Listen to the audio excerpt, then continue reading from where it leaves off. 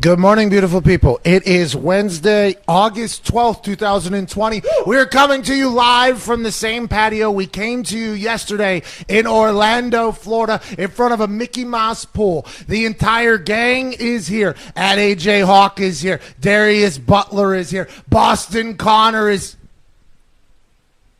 Feels great with this shawl, Pat. The sun killed me yesterday. I even had a sunburn on my shoulders. But with this shawl, I feel like, it's like 50 degrees in Massachusetts. I see you're wearing the Boston. Yeah, it's good. That is very good ingenuity from you to really. You're wearing the Boston Bruins sweater. I see. Yeah. Game was postponed from last night to today at 11 a.m. We will talk about the NHL. Darius Butler sat through 3 NHL games last night. Wow. Loved hockey. Wow, loved every second of it. What did you came in, I think it was the third or fourth overtime. Second overtime. Second overtime. Then you went Then I back left. Then I came back, and it was the fourth or fifth overtime. up. And then you saw the end of it. Yeah. Congratulations to Tampa Bay Lightning beating the hell out of the Columbus Blue Jackets and Connor's bet, which was awesome to watch because he doubled down after each triple down after each and every single overtime. What a night for hockey at Nick Morotto. I don't know if it was bad for hockey or good for hockey, what happened last night. The fourth longest game in NHL history was basically the leadoff game for the playoffs in the bubble between Tampa Bay and Columbus last night. 5 overtimes. Tampa Bay gets the win. Dudes look dead. Was it good for hockey what happened last night? I think so. A lot of mixed emotions. I think it's good because anytime like that, it's an anomaly, right? It only happens every so often. So it's in the Twitterverse, it's in the news cycle. Everyone's paying attention to it, whether it's talking about how to change it, how to fix it, or, hey, this is awesome. These guys they played 2 games last night. Why don't we do a damn shootout? What hockey shootout? It's not hockey. It's just a part of the game.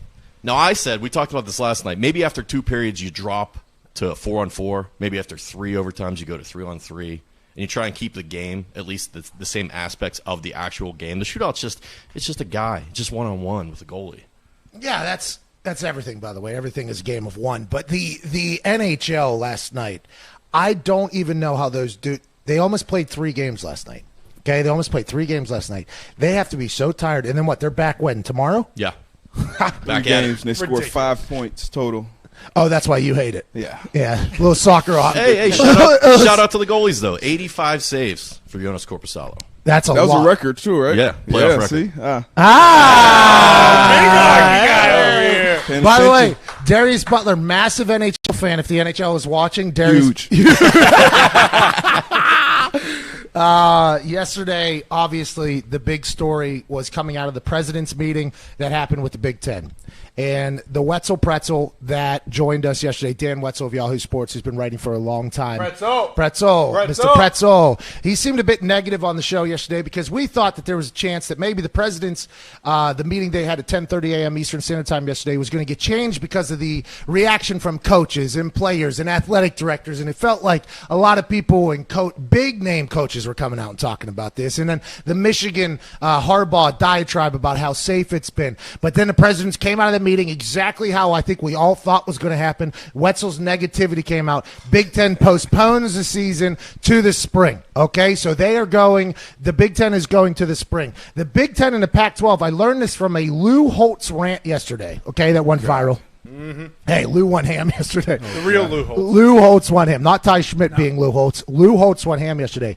I did not know that the Big Ten and the Pac-12 have been linked together since 1946 whenever they made the Rose Bowl game happen. Is that something – you played in a lot of Rose Bowls, I'd assume, over there at Ohio State. Is that something you knew, that the Big Ten and Pac-12 are basically tied at the hip since 1946? I didn't know that. Yeah, I had no idea, and I played in 0 Rose Bowls, but I don't expect you to know that. That's not a thing that you should know. But I know the Pac-12 plays the Big Ten every year out there. I didn't know why. Like, why? How did the connection even come about? Do we know? Were the 2 guys were buddies in both conferences? Hey, let's do this. Let's share info. What was going on in the world in 1946? Pretty crazy stuff, right? Yeah, right after World War II. Yeah. Just got out of Germany. So, I don't know. I mean, a lot of babies being made. So then the Pac-12 and maybe the Big Ten commissioner took a trip to California. Okay, took a little vacation. He was like, hey, what's going on? Or she, by the way, very sexist to me right there. And well, 1946, so it's okay. Pretty sexist town. Very sexist era in the world. We don't know for sure. It wasn't us. We weren't there. No, I was in 87. I came in 41 years later. What do you want from me?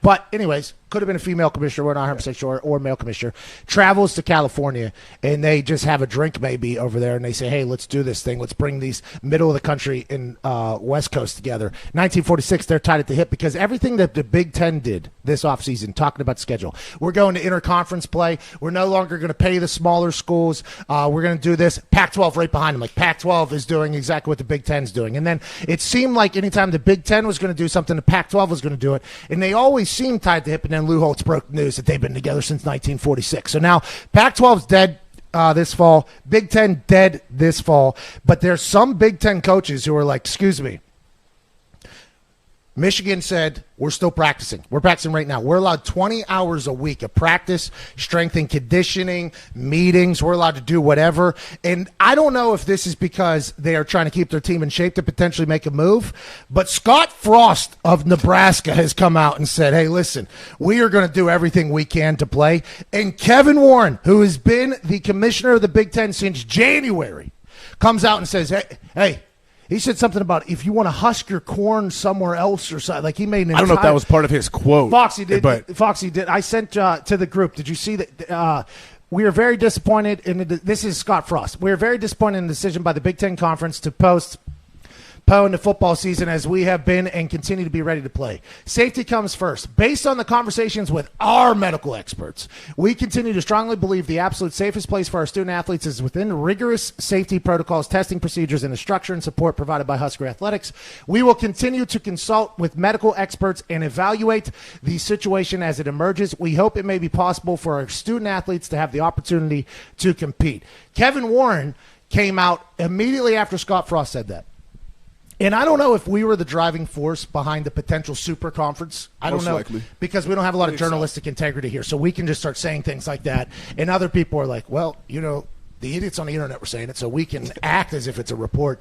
And I don't know if we were the driving force behind that or if this was something else. But everybody started talking about, like, okay, the SEC is going to start taking schools now. The ACC, they're going to start taking schools now. Big 12 is allegedly forging ahead with a season. Nobody knows if they're going to be able to play a season, but the Big 12, SEC, and the ACC have not come out and said we're not doing a season.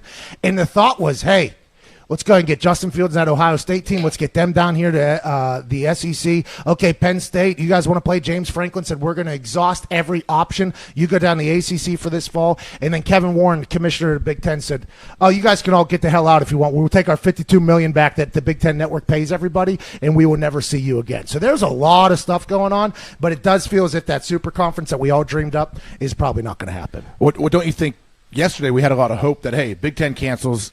The big-time schools, Nebraska, Ohio State, Michigan, everybody's going to go find a place to play. But then the athletic director for Ohio State, Gene Smith, comes out and says, no, we will not be what was going that? You think anywhere else. You think Kevin Warren told him, like, is there any way you can set aside the thing that you're thinking about going and sleeping with another woman? Gene, please. I guess they're all on the same page. Help us out, Gene. Gene, can this you is my first year as the commissioner, Gene. I COVID, and then now they're talking about you guys going down to the SEC. Is there any way you can promise me that you'll keep your penis in your pants and not go down to the SEC while we make this decision?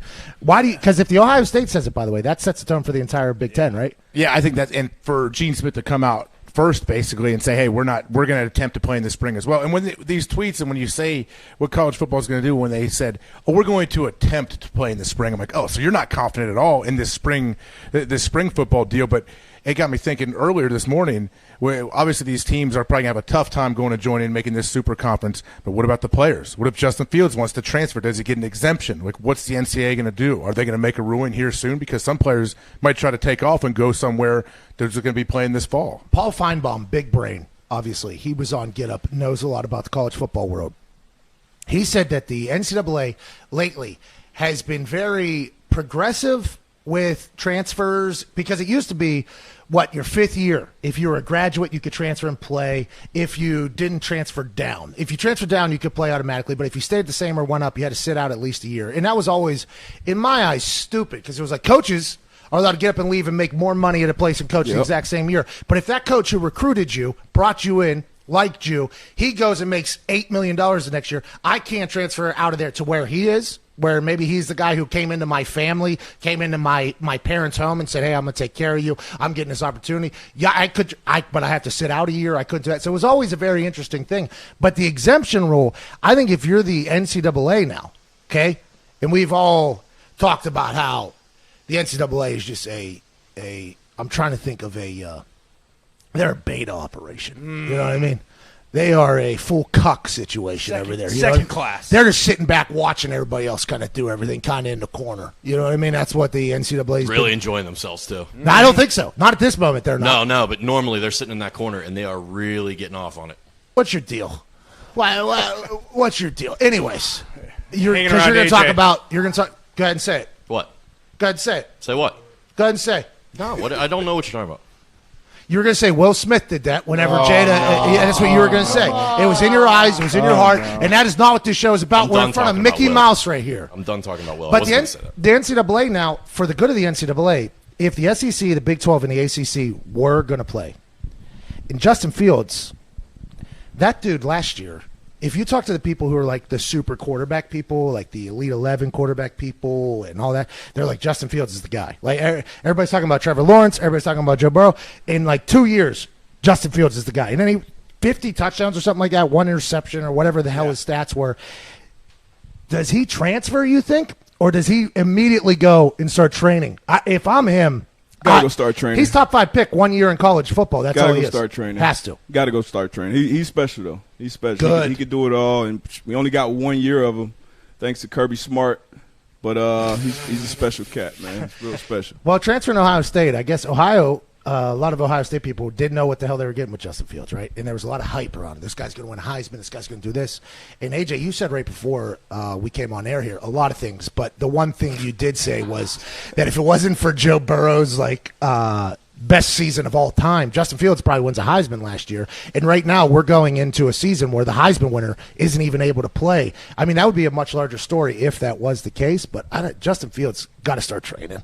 It'd be cool if he did go transfer somewhere else. West Virginia, maybe, if the Big 12's going to play. Go ahead and go over here. Why not? Country roads, dude. Take you home, pal. Yeah, I doubt he wants to have a second transfer in his college career. But I said before the show, Justin Fields absolutely exceeded all expectations of him. I live in Ohio. I did a lot of different radio things leading up to the season last year, and everyone just assumed, oh, this guy's amazing. He was like one of the top guys coming out of high school. He's going to go in. He's going to win the Heisman. And I'm like, well, damn, this guy almost did that. He went out, and if it wasn't for Joe Burrow, he probably would have won the Heisman.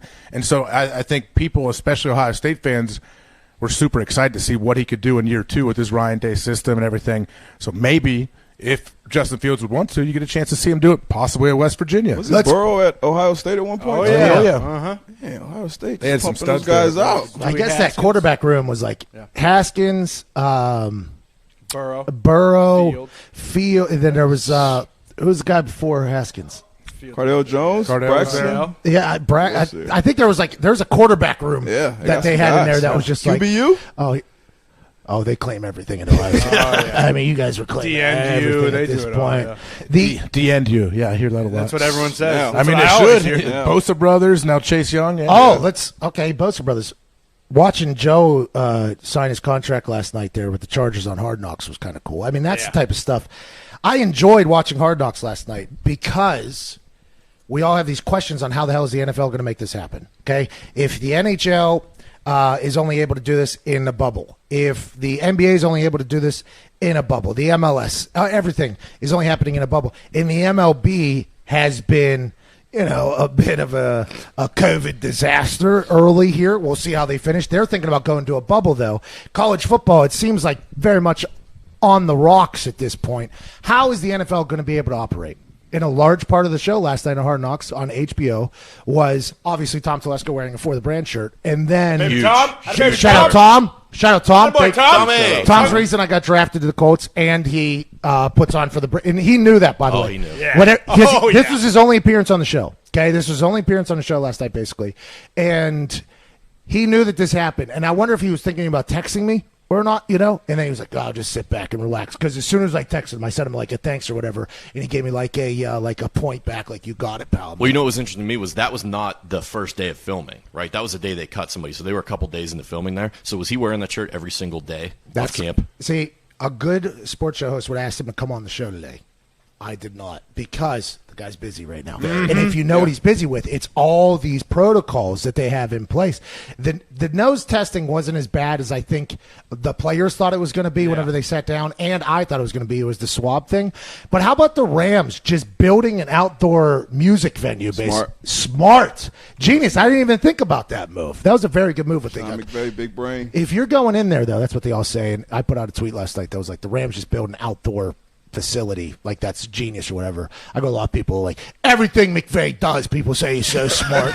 Ask about that Super Bowl one against Bill Belichick. I'm like, I don't know if it was McVay's idea or whatever it was, but that was an idea I didn't think of. I was like, the NFL teams have enough money. Just build that some bitch a tent out there. Well, Cincinnati.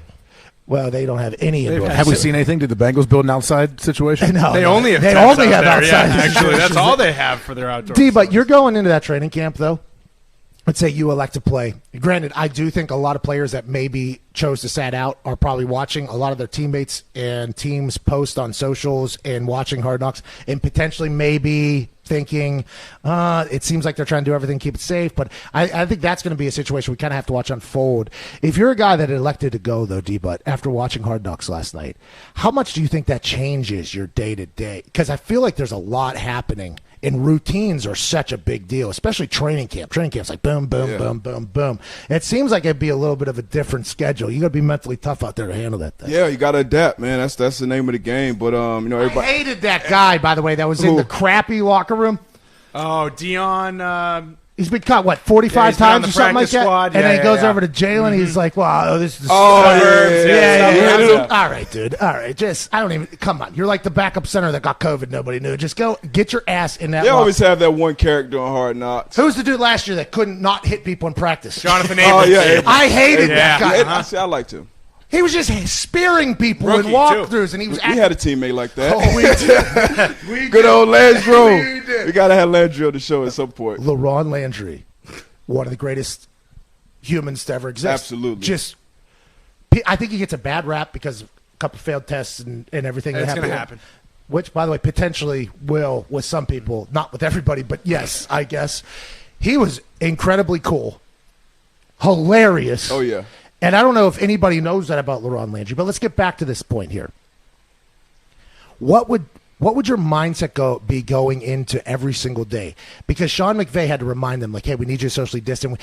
That's like day 3, that's going to stop, I'd assume. Day 4, I assume that's going to get forgotten, I believe. I mean, I would be concerned it depends on the locker room you're in. Because I wouldn't be concerned if I'm in kind of a veteran locker room where guys I know are going home doing the right thing. But if I'm in a room with a bunch of young guys who you know how it's going to go. It can start out one way, especially in training camp. Then you get into week 2, 3 of the season. And guys, especially in bigger cities where maybe it's more, more cases, I would definitely be concerned with, a couple guys catching it. And then obviously I'm exposed because we're in the same locker room, same field. So it'll be. It's tough. It's tough. That Spanos family, I'd never seen them in real life, Dean and John. Mm-hmm. They were on the show last night, obviously, and they were talking to Chris Harris. Yep.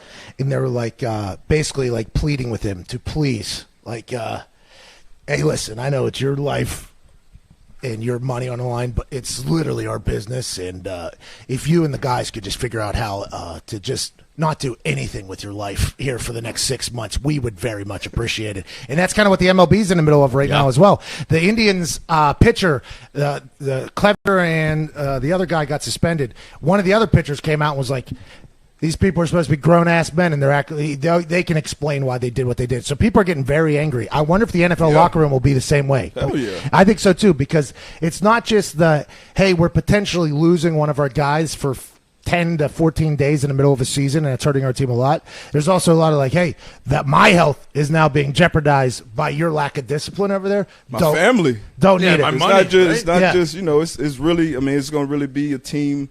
It's a team thing, and you got to be responsible for not only your health and wellness, but the guys around you, your teammates, your family. So, it's going to take some mature guys, man. The locker room is going to be a big deal. Think about you guys. When you were on the Colts, think if Peyton or Robert Mathis came and was like, hey, guys, for real, I know you want to have fun or whatever, but if you have vets like that can set the tone early on, I think that can be huge. But every team doesn't have that guy. Yeah, exactly. Every team doesn't have a Peyton Manning or Robert Mathis that everyone kind of looks up to and respects, and they've done things for many, many years in the league. By the way, look for those teams to succeed. I think, which, by the way, without the offseason, we probably already expected. Yep. But those teams who have, on both sides of the ball, by the way, because sometimes the quarterback is not going to have any say over anybody in the defensive room. So you need somebody on the defensive side. You need somebody on the offensive side. And if you have a coach that empowers your players too, I think that's a big deal. We got to get to a break, 19 minutes after the hour. Very interesting watching that Hard Knocks last night in their life. It's good, though. It was. Good. I enjoyed Anthony it. Lynn. I enjoyed the show much more than last year. But Anthony Lynn, hey, he steams. Okay, his wings, 14 hours. No, he, Smokes. smokes his wings and meat for 14 hours, plays some dominoes, comes back. I loved Anthony Lynn last night.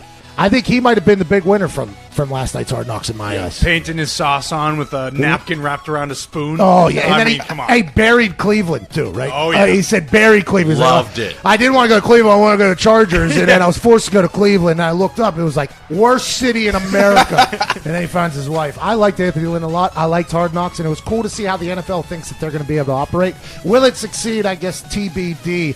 Speaking of TBD, we have a big-time golf conversation coming up. Colin Morikawa joins the show in 10 minutes. The hottest name in golf speaks to the dumbest people in sports. We won 0 sports Emmys yesterday. Son of a bitch! We're back on the other side.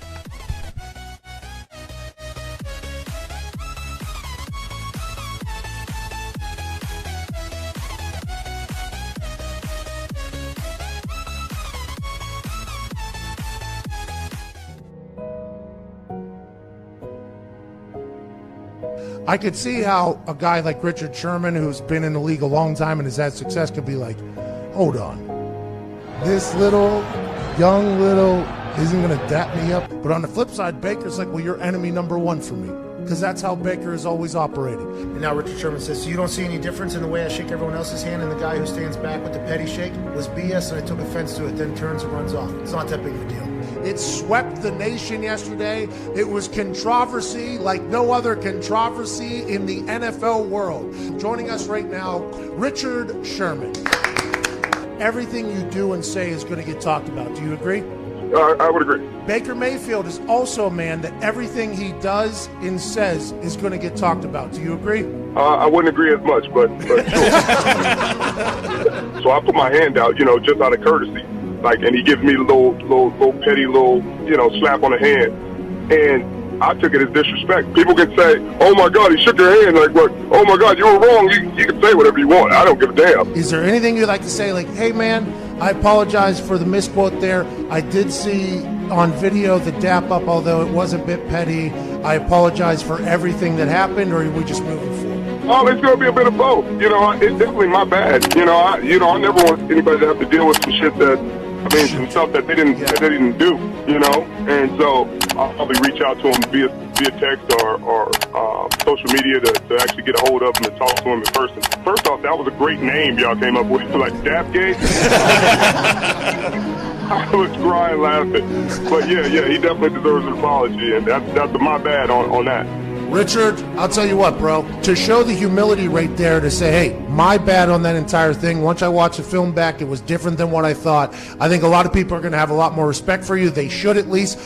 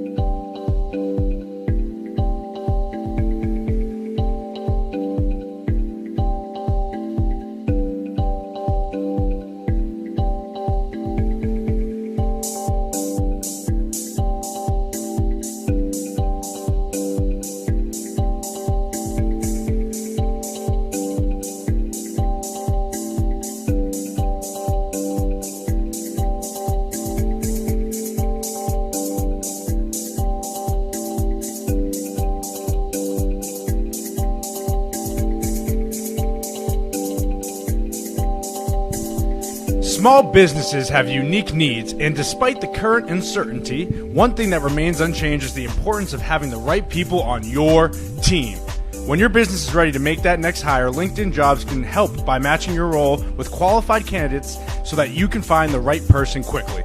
LinkedIn is an active community of professionals with more than 690 million members worldwide. Why? LinkedIn Jobs screens candidates with the hard and soft skills you're looking for and puts your job post in front of qualified members every day so that it's seen by people looking for jobs like yours.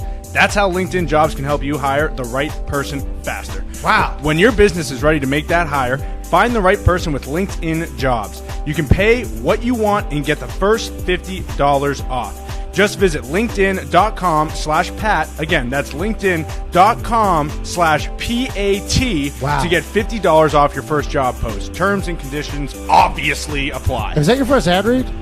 I think so. Hey! Hey! I assume they won't pay us because they'll watch the video and see how you look.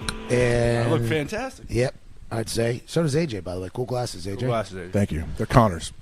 AJ's a lifelong addict of chapstick. We hope he gets past that. Oh, man. I am. Pack up me off chapstick. See that? What'd you do? Well, I told him how he was getting beat by big chapstick and how he was mentally soft and how he just needs to get past it a little bit and let's do this thing. Microdosed off, you know. Yeah. I'm fully aware of how it works. Yeah.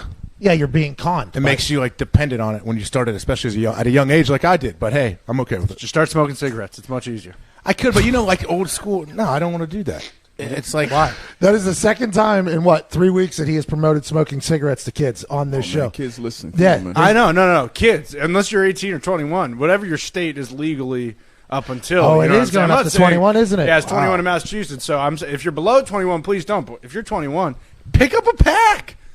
Oh my God! See You are what's terrible. happening. He's a terrible guy, and that's probably why we will have to give back the money for that LinkedIn ad read that you just did. I just saw on the internet, Fox Sports is doing a documentary on Tua Tagovailoa, I believe, in his offseason. That'll be debuting rather soon. I think that should be a pretty cool thing to watch, especially because the surgery, then he was in Nashville, then his stock was plummeting, everybody said. Then a tornado hit his training facility or something like that in down Tennessee. in Tennessee. Then he gets drafted 5th overall to the Dolphins, which everybody thought he was going to go to originally. I think that could be pretty cool if they cover that accurately. was his stock actually falling? Well, just by people on television. Not me. A lot of By- smoke screens. Not Who knew? me. You never know. But there's Mike. Now, listen, Mike Tannenbaum has reached out to me since I went after him because he used to be the GM for the Dolphins. So whenever a guy like that comes on television and says the Miami Dolphins would be irresponsible to draft Tua Tagovailoa with his injury history on TV, you're like, oh, so that's probably from the Dolphins people that he probably still knows. Like, oh, they are trying to set the tone. Like, it would be irresponsible to draft a guy in the top 5 if he was that injured. So I kind of changed. I kind of turned it around. But turns out it was all a lie. So Tua was going there the entire time. I wonder if he even worried about it or he just played his ukulele and kept on chilling. Because that dude, how do you think? You think Tua's going to be good? Pretty high place to take him. A lot of injury history. He's talented. Oh my! He's talented. Oh my God. He's talented. He's not. I think Tua's going to be good. Speaking of good, let's talk about great. Let's talk about a human that took over the sports world. I will say on Sunday when there was a 16th hole, and I listened to his celebration interview afterwards, and he said the shot looked good in his eye, which I don't know what the hell that means, but I love that it happened, and I hope it happens on a more regular basis because this dude is needed in golf. He took a drive to 7 feet, putted home an eagle to basically lock home his first major win at the age of 23. Ladies and gentlemen, joining us now, superstar golfer, a guy who's about to take over the entire planet. Can't wait until one of the companies that he was wearing on his chest and hat decide to dump an entire Brinks truck into this guy. Ladies and gentlemen, Colin Morikawa. Oh my God, that might be the best introduction I have ever had. Well, that got me hyped. That got me. That made me awake now. Well, believe it or not, I watch golf every once in a while, but it's a napper for me. Okay, it's a napper for me. I'll turn it on, then I'll watch some, then I'm up like 16, 17, 18 holes. It's kind of how I think a lot of people enjoy golf, to be honest with you. But whenever you are golfing, my friend. It is something like back in the day I would imagine people felt with Tiger golfing. You are must watch. And then I learn about you, and you've been golfing since 5. You had a swing coach at the age of 8. And then whenever you were answering afterwards, whenever you won, you were like, oh, this is just the beginning. It's like you are built for this, Colin, and you are a godsend to the sport of golf and to people like me that enjoy watching on Sundays. Well, thank you so much. I mean, I love every part of it. You know, you hope to work and do what you love. I love playing golf. I love every aspect that it brings, not just playing golf, but meeting a bunch of people, traveling the world. So, like, it's been so much fun for me because my girlfriend has been able to travel and, like, you know, we'll go eat literally the best food, whatever city we're in, and just enjoy the week. So, like, you know, how could you not have fun? But obviously, you know, last week was just crazy. I'm still, you know, living off adrenaline right now. Hey, what they told you couldn't kiss her, by the way, when you were walking off that 18? Yeah, how crazy is that? Yeah. I got yelled at by like 3 people that I couldn't touch my girlfriend, who I've been living with now. So it's like, okay, you know, I'm safe. She's most likely very safe. She has not gone anywhere. But you know, I said, screw it. Like, I'll give her a hug. You know, I gave her a kiss later on. But yeah. Hey, that's a cool moment. You're going to get a lot of heat on you, by the way, I assume, from your families relatively soon, especially with that operation. I just went through it. Good luck. Pulling for you. I don't want to Congrats. Hey, Congrats. Thank you. Appreciate that, Colin. When the interesting thing I heard, especially as a person that was a punter, kicker, and I think pitchers are this way, and golfers are certainly this way. I've always said that mentally, kicking and punting is much more like golf than it is football, right? Football is a reactionary sport. Like, you kind of got to do your thing. When you're kicking and punting, it's you versus you, okay? And there's a lot of people that can do it. And there's a story floating around that at the age of 8, you got a mental, like a sports psychologist. At the age of 8, I was throwing temper tantrums. I think I was potentially storming off. How does that work? And is that an accurate story? It's somewhat accurate. So the coach I've been with for 15 years now, since I've been Rick Sessinghouse, you know, he's been my swing and mental coach. So I didn't go to him at 8 to find a mental coach because my 8-year-old mental process of my brain was just all messed up. It's just, it happened to be, you know, that's what he is also really good at. And he loves the mental side. You know, he is all in about researching, learning more. So yeah, you know, that's been able to implement into my, you know, lessons, into just how I've grown up, being a golfer. And it's, you know, obviously helped me, literally transition from junior golf, junior golf to amateur golf. Should have hugged your girlfriend. Should have hugged your girlfriend. That's because you hugged your girlfriend right there. That's what people are going to say. Yeah, exactly. But yeah, no, it's helped me literally go through every level of, you know, until professional golf now. Let's obviously talk about that drive on hole 16 there. And you said in your interview, it looked good in your eye. What does that mean? Like, you just saw it and you're like, oh, this is perfect. Is that like when a shooter gets in like a zone? Like when it's 100%. It's like, you know, when it's not a feeling you can describe, but it's in the, you're literally in the zone. And when you hit it, or when someone's shooting a 3-point shot and they know it's in. When Steph Curry pulls up from half court and it's like, he doesn't have to look because he knows it's good. That's the type of feeling I had. I just needed a very good bounce. Imagine that. Hold on. Your first major, okay, your first major championship here. You're in content, and not that you ever aren't. That's your career. You always are, which is so fascinating. Mentally, I don't know how you do it. But there it is, 16. You see the leaderboard. I'm sure you know. Do you know what's going on around you at that point? Oh, yeah. Yeah, there's a huge – I knew at 16. I knew at 12. I was kind of paying attention all day. But on 12, there was a party of us at 7 guys at 10 under. And I said, you know, screw it. Someone's got to take themselves out of this. Someone's going to start birding. So, you know, let's make something happen. Yes. Man. Do you say that out loud, like for real, or do you just say that inside? I wish you would. No, I definitely shouldn't. I wish you should, Colin. I feel like you're the guy to that the live mics. Hey guys, this is Colin Morikawa. I'm gonna make birdie on the next couple of holes. If you want to play some live bets, I'm planning on making birdie. Absolutely not. It all just kind of goes in your head, and it's not like I literally told myself that, but it was a feeling of, okay, someone has to do something. it wasn't going to be given to anyone. There's too many guys there at the top of the leaderboard where someone had to do something. And I think that's how they set up the pin, set up the back nine for someone to make a birdie, someone to make an eagle, possibly on 16. And fortunately, that was me. Have you heard about the Cash Out King, a man in Illinois who won $1.3 million gambling on you a couple weeks ago, and then another $400? I didn't hear about what – I did see the tweet about the guy that won at Workday, I think, when I won back then. He won more than I did. But in the long run, he won't. I tell you that. I can't wait to watch it. What's up, AJ? Hey, Colin, AJ Hawk here. I had a question leading into your final round. I know Brooks Koepka had some comments about who was in contention and how much of a chance they had. Is that something that does that even enter your brain? Does it change your game plan going in, or is that stuff you don't pay attention to? It didn't change my game plan. I did hear what he said. And, I think that's just one way for him to hype himself up and to, get himself focused. I don't know him that well. I've talked to him a few times. I've played a couple rounds with him. But, I just finished The Last Dance, and it's crazy because I love sports, and I finished it a few weeks ago, literally, I think right before Workday. And, the things, Jordan did to make things personal and to, get it in his head, I think that's just kind of who Brooks is too. So, that's kind of what he did. And, he was taking shots and maybe they weren't really necessary, but, I'm sure that got him hyped up for the Sunday round. But did it affect me? No, I could care less what he says, really.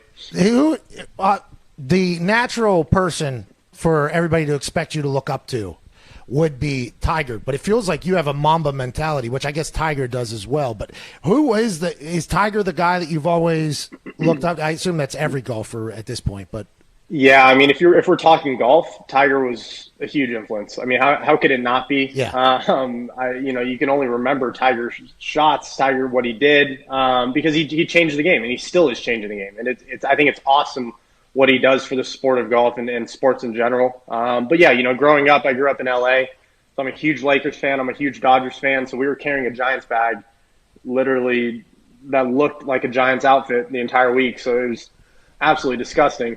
And it's not even with me anymore. I gave it to my caddy. It is out of my house. It's not sitting here. First major, don't care. Get it out of here. The Mamba mentality. It runs. I definitely have understood what that means, to have that. So, it's there, and I fully understand it. Hey, you're a stone cold killer, dude. Not a lot of people like you. Like Adam Vinatieri, for instance. Adam Vinatieri is this dude that can just lock in, like unlike anything I've ever seen in my life. So I'd hold for him. I was his holder for the Colts. It'd be a regular field goal. He'd come out. I'd be able to joke with him. Like, I thought I was a caddy. Like, hey, I'm just going to keep it light out here. Let's go ahead and knock this through. Hey, old man, let's go ahead and aim at that fat guy standing right there. Let's go ahead and do this. Boom. And then a game winner we go out for. And I tried to, joke with him. The most locked in, didn't even acknowledge me. So then after he takes a step back, standard procedure for a holder is look back and go, you ready? I look back. I go, you ready? Just stares a hole right through, it was like he wasn't even there. Ball goes through, and then immediately after he does his fist bump, still doesn't know anybody's there, and then he comes out of it. And I was like, oh my God, I wish I could do that.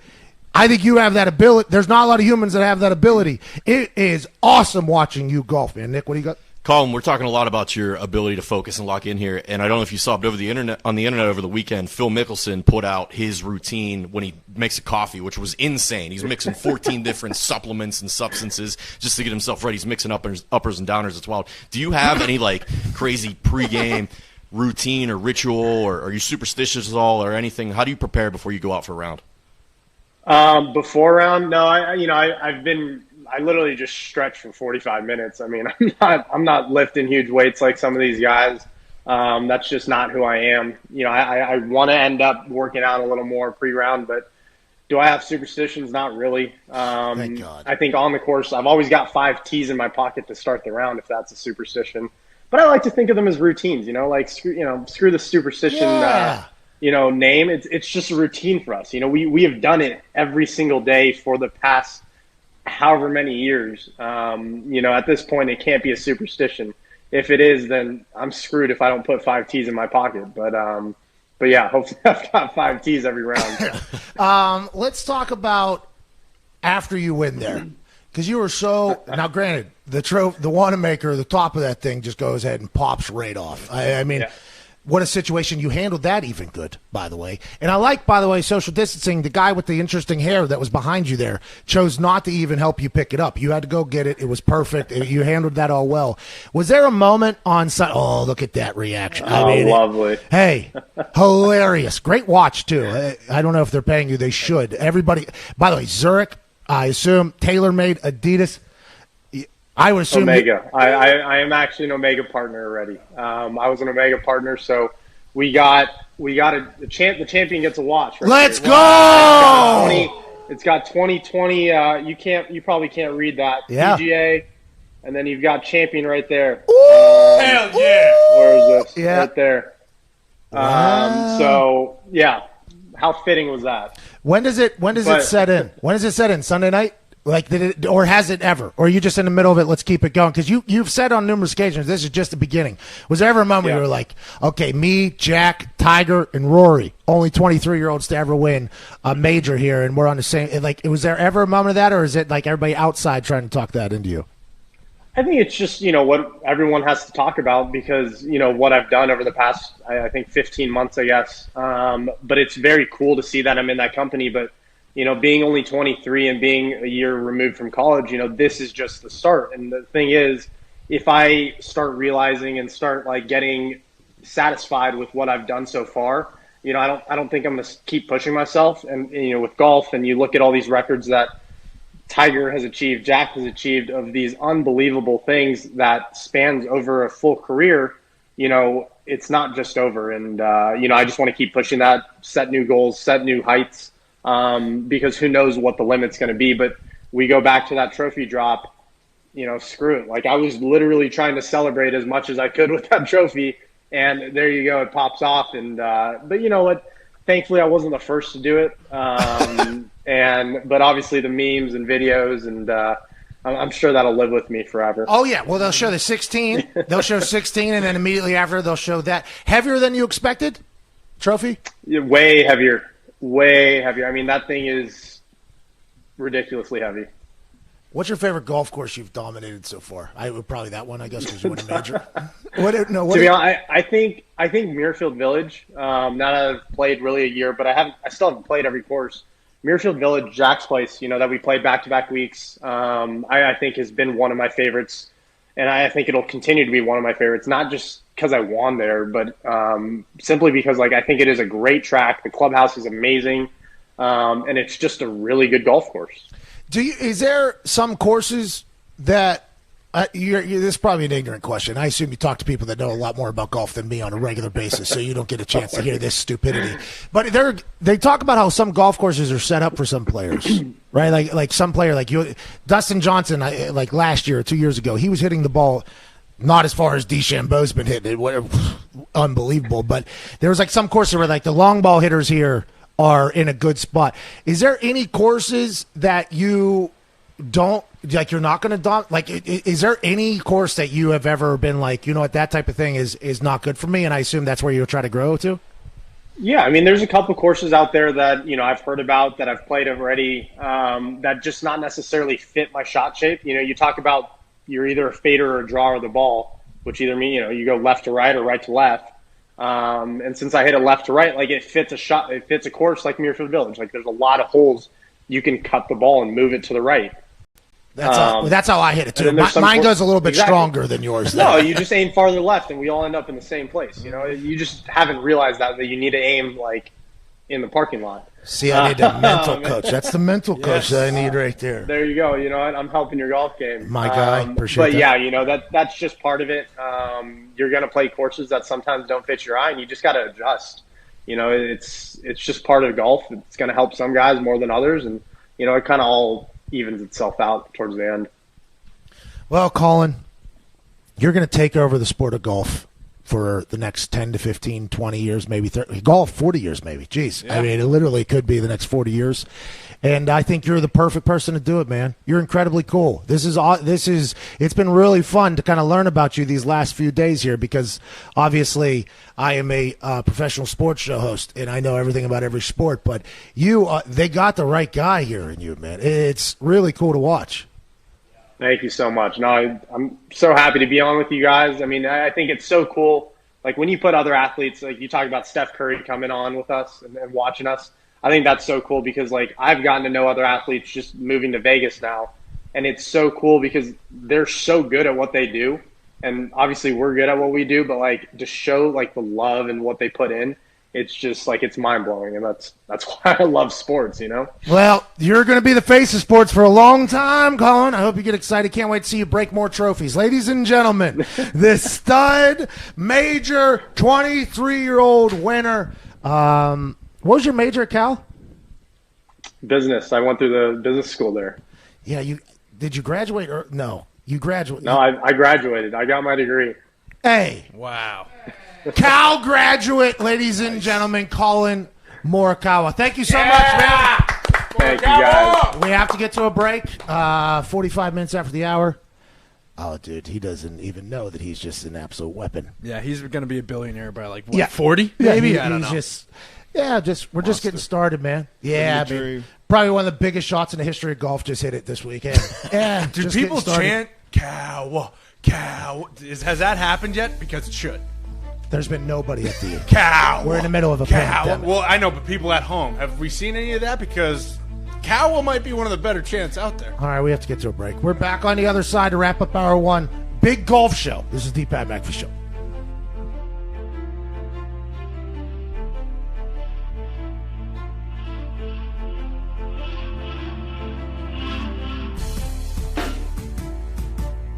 Last night I was roaming around Canal and Bourbon, and it was a lot of purple. And when you get in that Mercedes-Benz Dome, and it starts getting loud, and it gets rompous, obviously, not only for momentum and swings like that it can help, but for the defensive line to get a jump. I think that is a big deal. A lot of freak athletes on the field, and kickers are a spectacle no matter what happens. Whenever you're in those high-pressure moments, you normally fall back on your fundamentals. You normally fall back on your technique. You try to take your brain out of it. Cade York hits a beautiful ball.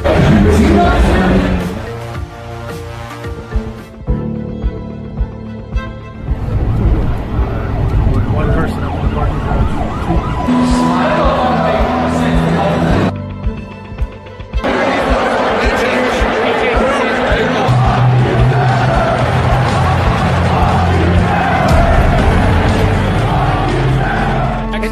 Warming up right now, there's just three dudes in suits breaking down every single move he makes during his warm-up. What a wild scene here for Trevor Lawrence. Quarterback, number 9, Joe Burrow. You're supposed to be some draft expert, and you say Joe Burrow was a 5th-round draft pick before this year. Now he's number 1 overall. What do you know? What do you know, Todd?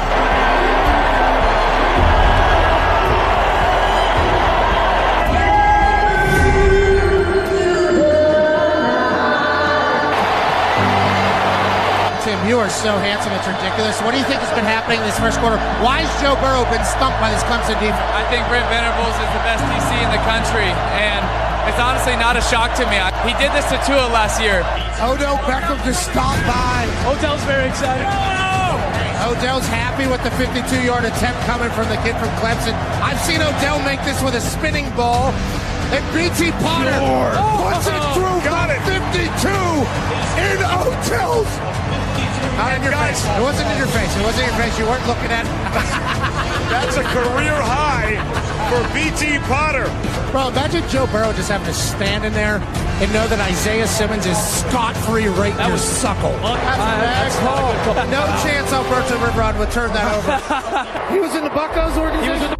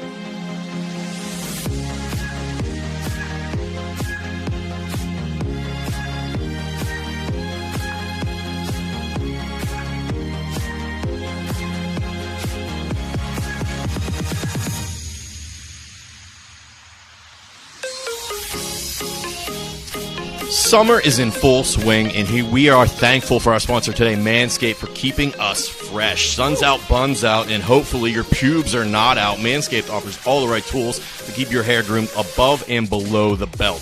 Manscaped is dedicated to helping you level up your full body grooming game. They actually just released their Shears 2.0 Nail Kit, which is the perfect add-on to their Lawnmower 3.0 or Perfect package. The Shears 2.0 is a luxury 4-piece nail kit featuring tempered stainless steel tools, and it includes slash-tip tweezers, round-pointed scissors, fingernail clippers, and a medium grit nail file. You're probably wearing flip-flops, and people don't want to see those nasty, unclipped toes.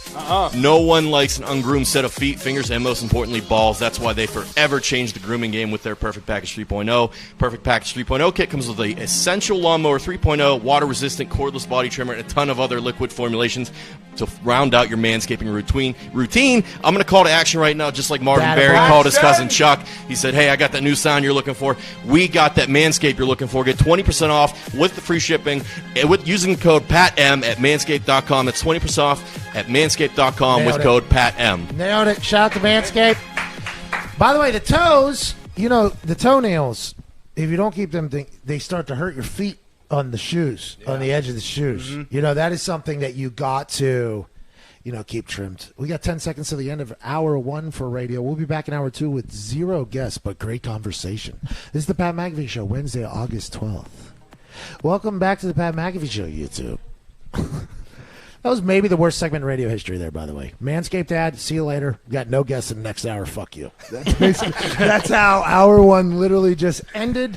But let's do a YouTube question, shall we, Zito? We should do a YouTube question for sure, because there is a really good question, I think, from the YouTube that you mentioned earlier, Zito. What was it? Who was it? Where was it? Here it is. Guy on YouTube. His name is Ryan Cherwinski. He said, what do you guys think about the Cowboys and Saints making their own bubble? D-Butt, your thoughts? Smart.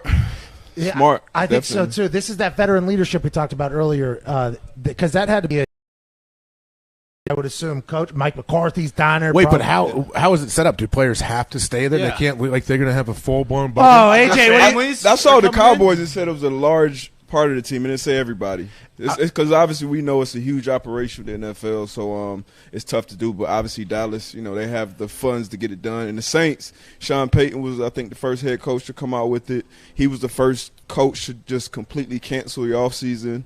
Yeah. If you guys remember that. So they kind of been ahead of this thing. So hats off to them, man. They've seen it work in the NHL, NBA, so, is that all season? Isn't it just, in addition to, you can go into this bubble if you want? They're not forcing everybody there, I think it's optional. AJ, why don't you So be a does leader? it work? But I'm saying it's going to work because you have all your support staff, your trainers, everybody you're coming in contact with. You're traveling to away games. It's not going to be all season, is it? Well, this is just like the NBA down here somewhere. I think that way past Mickey Mouse. Yeah. They were talking about, Adam Silver said that the employees that won't be in the bubble for Disney won't breathe the same air as the NBA. He said they won't breathe the same air as the NBA players. Now, there was that one breach where there was a thought that the Thought Chopper was going to come in from LA. Then there was that the food delivery service where the guy crossed the line. But aside from that, it feels like the NBA has very much been contained. And I asked the question, and I shouldn't have, but it was a real question, and I thought I'd get an answer from somebody sophisticated. I put it on Twitter, so I probably shouldn't have done that. But I said, if everybody's getting tested in and out of there, everybody, why do they have masks on, right? And everybody, the overwhelming reaction was like, well, it's to show that how everybody else should act. Like, it's like being a leader. Just for optics. To set an example for That's what a everybody lot else. of people said. But then other people were like, well, and also, you don't know who else can get it or not. I'm like, well, Adam Silver said they won't be breathing the same air. So, is that still happening for the NBA? And if that was to happen for these NFL hotels, that's impossible, because how are you going to, if you're not making it mandatory? But isn't it, it's either bubble or it's not, though. Exactly. There's no half That's bubble. what I'm saying. The whole point of the bubble is that everyone is in there. So if it's not really a optional bubble. It's and half an the optional team- room you can have if But you want. it gives you a higher chance of success. for Right. those people. You're doing For the the most half. you possibly I'm can. just- I yeah, guess. Yeah, they're yeah. doing all they can to try to keep their team to- safe and everybody else around them. So I get it. I understand why. That is very true, though. It is giving you a higher giving you percentage better, yeah. of success. All right, but But from plus, this thing we've learned, all you need is just one. All it takes is and then it's just the entire thing. So it's I plus guess- the NFL's, a lot of things are optional. But if you're a third-year guy with no family or something, your ass better be in that hey, bubble. if you're in that terrible locker room, You know what I mean? If you're in that terrible locker room, they're probably expecting you to be in that bubble. He kept asking, what do I got to do to get out of here? Do I got to race somebody? It's like, dude, just make the team. Yeah. All you got to do is make the team. You don't have to race somebody in practice. Maybe, by the way, I assume there are players that are on that team. You might be able to buy your way that in, are though. in the terrible one, because if they are spaced, do you see what Jalen had? 5 lockers? Yeah. By the way, not 2 normal. on each side. If that would be nice living, by the way, for Gay, because you get some of the vets there. They get like 2 lockers. Reggie had this incredible. I had to wait till I was 30 to get 2 lockers. These guys are getting 5. I mean, spacious, but there's not enough. The Rams just building that outdoor venue facility thing was just like, oh, of course, that's what everybody should fucking do. Yes. Are other teams seeing that? Like, oh, shoot. All right, let's get this going today. Right, we need a tent company. Call every tent company that you have. We need to build it. That was a smart move, I think. And they put in turf, right? They put in turf in there. They put in squat racks. The whole other weight room. Yeah. Shout out to that lady, by the way, that was talking to Sean McVay earlier, because whenever he was – did you hear how fast he spoke to set up that entire thing? All right, we want defense facing this way, offense facing this way. If we're doing walkthroughs, defense is also going to face this way so you can see the same thing. Socially distance, defense is down there, offense is over here. We'll also do special teams over here, and then we'll have breakout rooms right over here. And she goes, okay, good. And then she just leaves. And I'm like, there's no way that's the first time she heard that. And if it is, fucking hats off, lady. I have no idea how you can understand. Whatever she listens to is on 1 or 2x, just because McVay speaks so fast. There's probably a rule in there, in that training facility, like, hey, make sure you're ready. He was pretty cool, too. I liked him. I did, too. I liked him. How about he said fuck? I respect. You didn't think he'd use that type of language? I didn't know. He reminds me of Gruden so much. I know he came from Gruden, but yeah. you can hear Gruden in a lot of what he says. He's showing his house off, too. Beautiful crib. Oh, beautiful. Yeah. We got 5 seconds till we're back on radio, so let me and we are. Good morning, beautiful people. It is Wednesday, August 12th, 2020. College football is dominating the conversation today, but to be honest, it is a bit depressing. A lot of the wind has been taken out of the sails of a potential super conference with the SEC, the ACC, and maybe the Big 12 getting at in there with the plucking of teams from other conferences that are canceling their season. It sounds like that's not going to happen. I mean, Ohio State came out and said they won't leave. Nebraska said they're trying to leave. The new commissioner for the Big Ten, who's been there since January, this is his first year on the job. The guy's got no way. He's not going to win. He said, you want to leave, guy, and get the hell out. We ain't giving you any of our Big Ten network money, which is $52 million a year. Things are going to get interesting, although it feels like college football is probably in trouble, at least until this spring. Feels like the SEC and the ACC and the Big 12 are going to try to go ahead and do this. I don't know how that's going to work. I am still optimistic that the SEC will power through. But if you're not going to be able to pluck players and pluck teams, will it still be awesome? Yes, just not as awesome as we had originally hoped for the NCAA to potentially get kicked out of college football. Also, big news, the NHL had a 5-overtime game last night. The Tampa Bay Lightning beat the Columbus Blue Jackets and beat the hell out of Connor Campbell's bank account. Come on. Connor tripled down after the first overtime, the second overtime, the third overtime, the fourth overtime. Fourth longest game in NHL history, had a lot of records broken, and those boys got to play in 2 days. If I were them, I'd go straight to the ice bath. How's it going? Give me all the ice that you can get. I need IVs. I need ice. I need life. No game should be that long. The NHL should think about changing overtime. That's what everybody wants to say. For me, just do a shootout. Maybe as soon as the game's tied, after the third inning, just go straight to a shootout. Oh, come on. Start out with goalie versus goalie first. Make it sudden death, too, so we just get this thing. It's not hockey. Yeah. Huh? It's not hockey. What are you talking about? That's what I'm talking about, Darius. What are you talking about? Hockey, bro. No, what do you mean? Come on, man. 3-on-3, 4-on-4, I think that's the answer. Yeah, because then you're taking the defenseman out of it. Come What on. do you think, Darius? Well, they do that. You're taking the hitting out of There's it. the You're pure taking the hockey guy. physicality out of Just his it. take the opinion. goalies out of the net.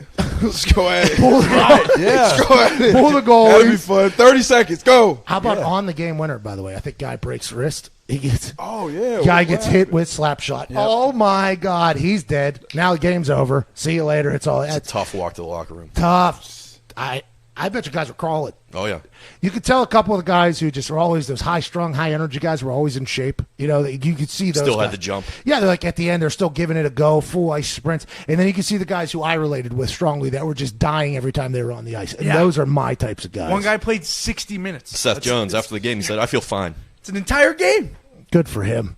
Good. It's an entire game. Yeah, 60 minutes. Yeah, is most three, guys, three if full you're periods. defenseman logged most minutes, they're playing like 27 minutes a night on a typical game. So him playing an hour didn't know was that? insane. What's that, Come Darius? on, man. What was that? Come on, man. Darius knew that. You didn't know that? 60 minutes. Darius, everything you got. Everything you got. 60 grinders. Keep chopping wood. The NFL, we got a peek inside the NFL building last night. Anthony Lynn, Sean McVay, Tom Telesco, and Tom Telesco's shirt were a big part of the conversation for last night's Hard Knocks debut. Last season, Hard Knocks was not well received, I believe, by a lot of people. For whatever reason, nobody knows, okay? Nobody knows why it wasn't as good. This year, it feels like they're going to be all the way back, AJ. Yeah, I think last year was the Raiders. So the quarterbacks, you had Derek Carr, Mike Glennon. They both just seem like really good people. Like real nice guys. They're not like super out there dynamic personalities. They may be, but at least they just seem like, hey, it's a good dude. It's like when you watch fighters or boxers, guys that are just good, solid humans. They don't always sell the most tickets. Yes. It's the wild cards that sell the tickets. Conor McGregor, people like that. For instance, they had Antonio Brown. That was the only. Wasn't that saga for one or two episodes, right? Until he was gone. That was great drama early on. Who set up the balloon thing? You think AB set up the balloon thing? You think somebody for the entrance? Yeah. The hot air balloon? Yeah, he said that. No, I think somebody else set that up. I told him it would be a good idea. I don't think AB. He was always coming to Steelers camp in flashy ways like that. Helicopter, he came in one year. He came in a right? helicopter. He showed up in a black and gold Bentley, I believe, one time. Old cars. Nice. Did you like when Ramsey came in the Brinks truck? Was that Ramsey one year? Let's talk about last year. Let's talk about Ramsey. Davis. Yep. Yeah, he was in the back though, right? He was in the back. They opened the thing. He comes out. Yeah, the guy came out. The security. Yeah, it was great. That set the tone really good, I think, for his relationship with Jacksonville that year. You know what I mean? Like, I think that really set the tone well. And Jalen Ramsey, hey, that highlight reel they showed of him and how much he talks. Like, obviously, I love that type of player. But what he did to the media last night, I almost paused it, rewound it, and watched again. I'm like, this is exactly right. Because and the majority of media are good people, okay? Let's get that out there. A majority of media people are very good people. All you need is one bad person to kind of shade an entire group of people. We do a lot of broad brush painting in our society. It happens everywhere. So I don't want to do that with media. But there are some media who feel as if the press conference is their press conference, okay? They feel as if, like, the person that's up there speaking, and I did 0 press conferences. This is just as a spectator. They just act as if, okay, that person, I want you to give me the quote that I need for the story that I've already wrote, okay? So what this person was asking, and maybe it's because they're so comfortable in their house. You know what I mean? Like, if I'm in my living room talking to Jalen Ramsey, like, hey, Jalen, why don't you, you know what I mean? Like, there is a lot of that happening. But Jalen going, that's for my agent in the front office to handle it. Yeah, but you know, you gotta, that's not something I can worry about. They'll be able to figure it out. Yeah, but you, and he's like, hey, listen, man, what, like, because, by the way, Jalen is thinking about his contract. It's a natural thing. He's trying to handle it like a vet, though, because things that Jalen Ramsey has done in the past has probably been viewed as childish or something like that. So he's trying to be a veteran on the team. He even said that, like, hey, I'm trying not to be a distraction. I'm trying to be a leader on this team. Like, I'm giving the answer that literally I feel is the perfect answer here, and you guys are just trying to pry and pry and pry. Get off my ass. Like, I love that part. And I don't know if they were trying to make him look good or bad. In my eyes, I'm like, give me a Jalen Ramsey jersey stat. And he went back. Like, and he, after that whole thing happened, like, the people, I don't know, the PR people for the Rams or whatever, they went and got him, and he went back. DB, he's stud, huh? Yeah, he's top notch. Top 3? He's top notch. What does he do best? You think that separates him? Well, you saw his competitors. So a lot of playing D-back is a lot of playing football period, but especially D-back is confidence, right? Because you're gonna get beat. You're gonna get beat. Everybody gets beat, but you got to have that short-term memory, come back, and obviously you saw his confidence. You saw him talking. You could talk some guys out of the game like that, but he competes, man. He competes. He's a freak athlete. He's long. He can move kind of along the same Julio Jones. Like, he's big, but he can still move like a little guy. So he can do a lot of things, man. Is he like Richard? Ball skills. Way more athletic than Richard Sherman. Sherman, I think, is a more cerebral player, and he's been playing in the same system for a long time.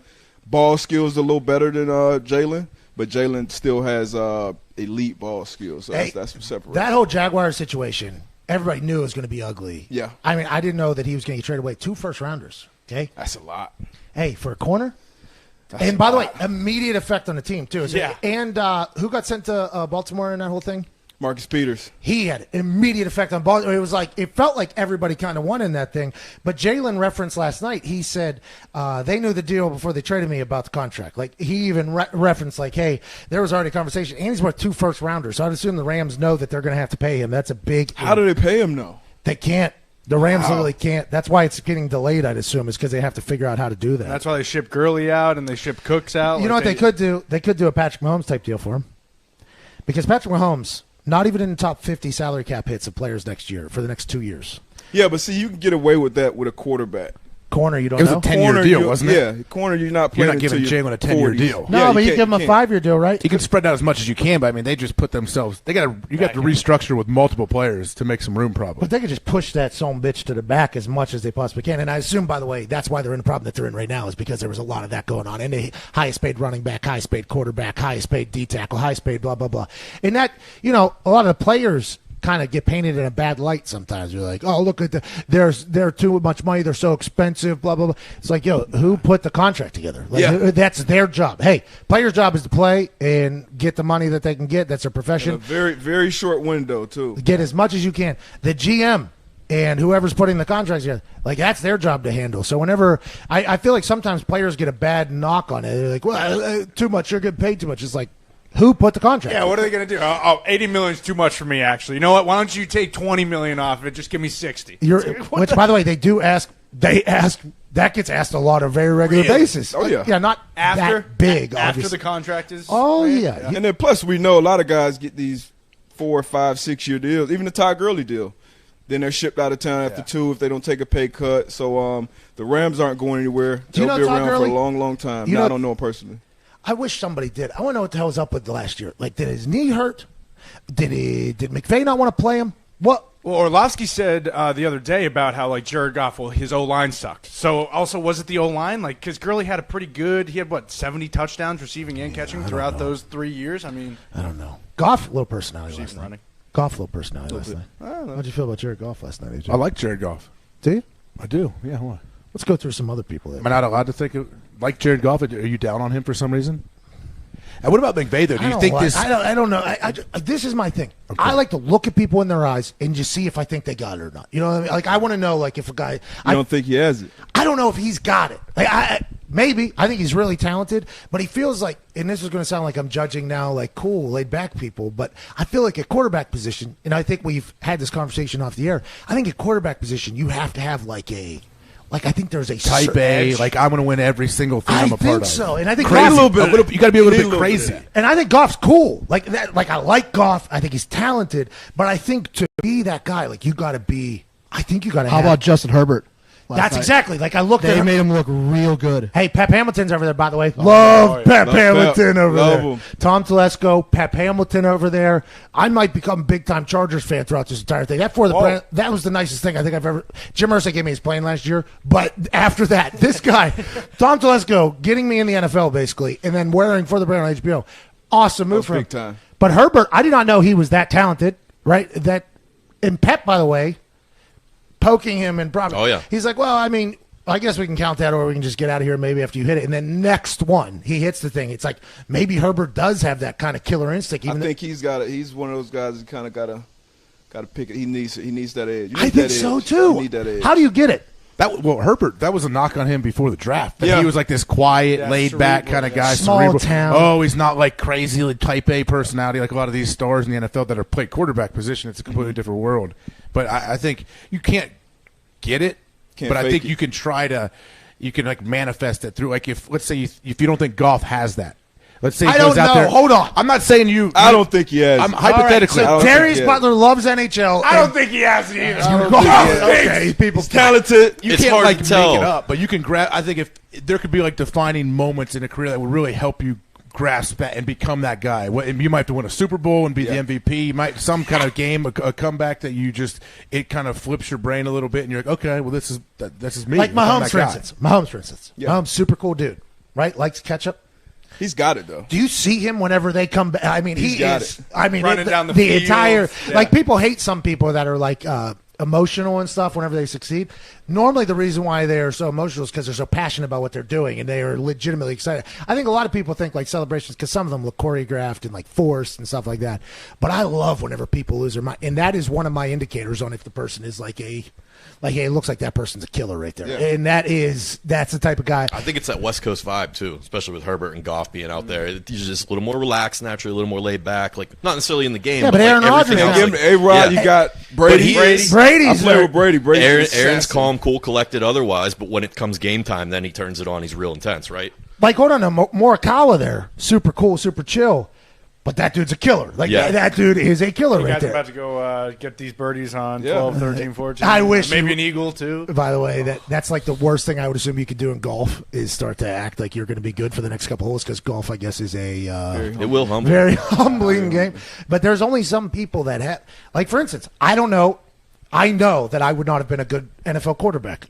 I know that I would not have been a good one, because I don't think what it takes to do that. Like, you have to have. But see, you got to have your own. Like, so Patrick Mahomes, I think, is completely different. Yes, than Brady, I agree. obviously. Like, you saw him mic'd up when they were down like 24 in the playoffs. And he's like, come on, you feel it as a player, because you got to know it got to be real, got to be genuine. Because you see some guys try to fake it, and that's just But you got to have that edge to you where. And I think golf, where he does have an advantage, like McVay's kind of young enough where he's like a great mind, but he can relate to the players, so he can almost be another add-on to golf, where it's like, come on, and maybe golf can pick up a little bit from him. But I think that's what they need to kind of get them over the hump. See, here's a guy, Matt Ryan. I was just gonna say he feels like Matt Ryan loses a Super Bowl, and will he ever come back? Like that, honestly. I like Matt Ryan. Okay, you don't like Matt Ryan. I do. I think he's a funny guy. You just don't want him to play quarterback for your team. MVP of the league. MVP of the league. Yeah, with the best wide receiver in the NFL. But MVP of the league. It doesn't matter. Yeah, it doesn't matter. By the way, what are you saying? You could go out there and throw to Julio and be the MVP? Absolutely not. I couldn't even sniff the NFL. I couldn't even sniff college football. Yeah, But bingo. But with that being said, Matt Ryan, in my eyes, Goff is Ryan 2.0. potentially. But Matt Ryan, I don't know if he has the killer. Now they call him Matty Ice, though, right? So He does it. He's up 25 in the Super Bowl. It's not even debatable. The other guy on the other side of the ball, that guy is he's got But it. I think you need that at quarterback. You need it. So, that's what I'm intrigued to watch at Hard Knocks. And not that Jared Goff has proved anything to me. The guy, I've seen his house on video. It is incredible. He's number one pick. Yeah, Jared Goff he's good. Is a superstar. But I wonder, okay, maybe Russell Wilson got it. I mean, Russell Wilson's got it, even though he speaks in cliches. Oh, He's got it, but God. a different. Yeah, it comes across differently than others. Everyone In what has way? Oh, what are you talking about? Wait on. What do you mean? What are you it comes talking about, across? Russell Wilson? His may seem a little corny to some people. A little. He's Mr. Unlimited. You can't argue with that, bro, right? It's awesome. Pat was telling me about it the other day. He sent me the video. He's like, this is one of my favorite things I've ever seen. I was like, oh, yeah, this is pretty cool stuff by Russ. His Mr. Unlimited video he made himself. Yeah. Did you like that? Pat sent it right to me. Of course I did. What are you talking about? He sent it to me. This is the best thing I've seen since not my true. dad told me he saw Chuck Berry in person. I was like, jeez, how does that even work? Chucky. Yo, that was horrible. I mean, even when I hear him Which mic'd one? up. We gotta get to a break. The Wilson? Yeah. Chuck Berry's good. We've got to get to a break, okay? Trying to be good. Chuck Banger. Berry's home videos and Russell Wilson's home videos. Very different. Very different. Very different. I was Genuine. I was exposed yesterday to things that I did not deserve to be shown. Okay? My entire life is different. Woo. Hey. Big hearts, clear eyes, we're going to win this game. That's Russell Wilson saying that in an actual game whenever he was mic'd up. I would like to see how some people would handle that. I wish I was on his team, by the way. He would start saying, attaboy, Russ! Attaboy, Russ! That fake enthusiasm always brought to your special teams meeting. Exactly. Let's go, Russ! Big hearts! Let him know! And then I would go right up to him, I'm like, I think D-Butt's quitting, by the way. D-Butt's off. His play on the field, he can be that corner. He's Because unbelievable. You can do whatever you want. He's unbelievable. He's unbelievable. You can do whatever you And want. by the way, he's always like that, I think. Yeah. Like, I don't think that's a fake thing. You don't? Yeah. I mean, I don't know. It's hard to be. It's hard to imagine he's like that all the time. Go Hawks. We're back on the other side. This is the Pat McAfee Show. 0 sports Emmys nominated or won. Didn't even know those existed until when, AJ? Yesterday. Bingo!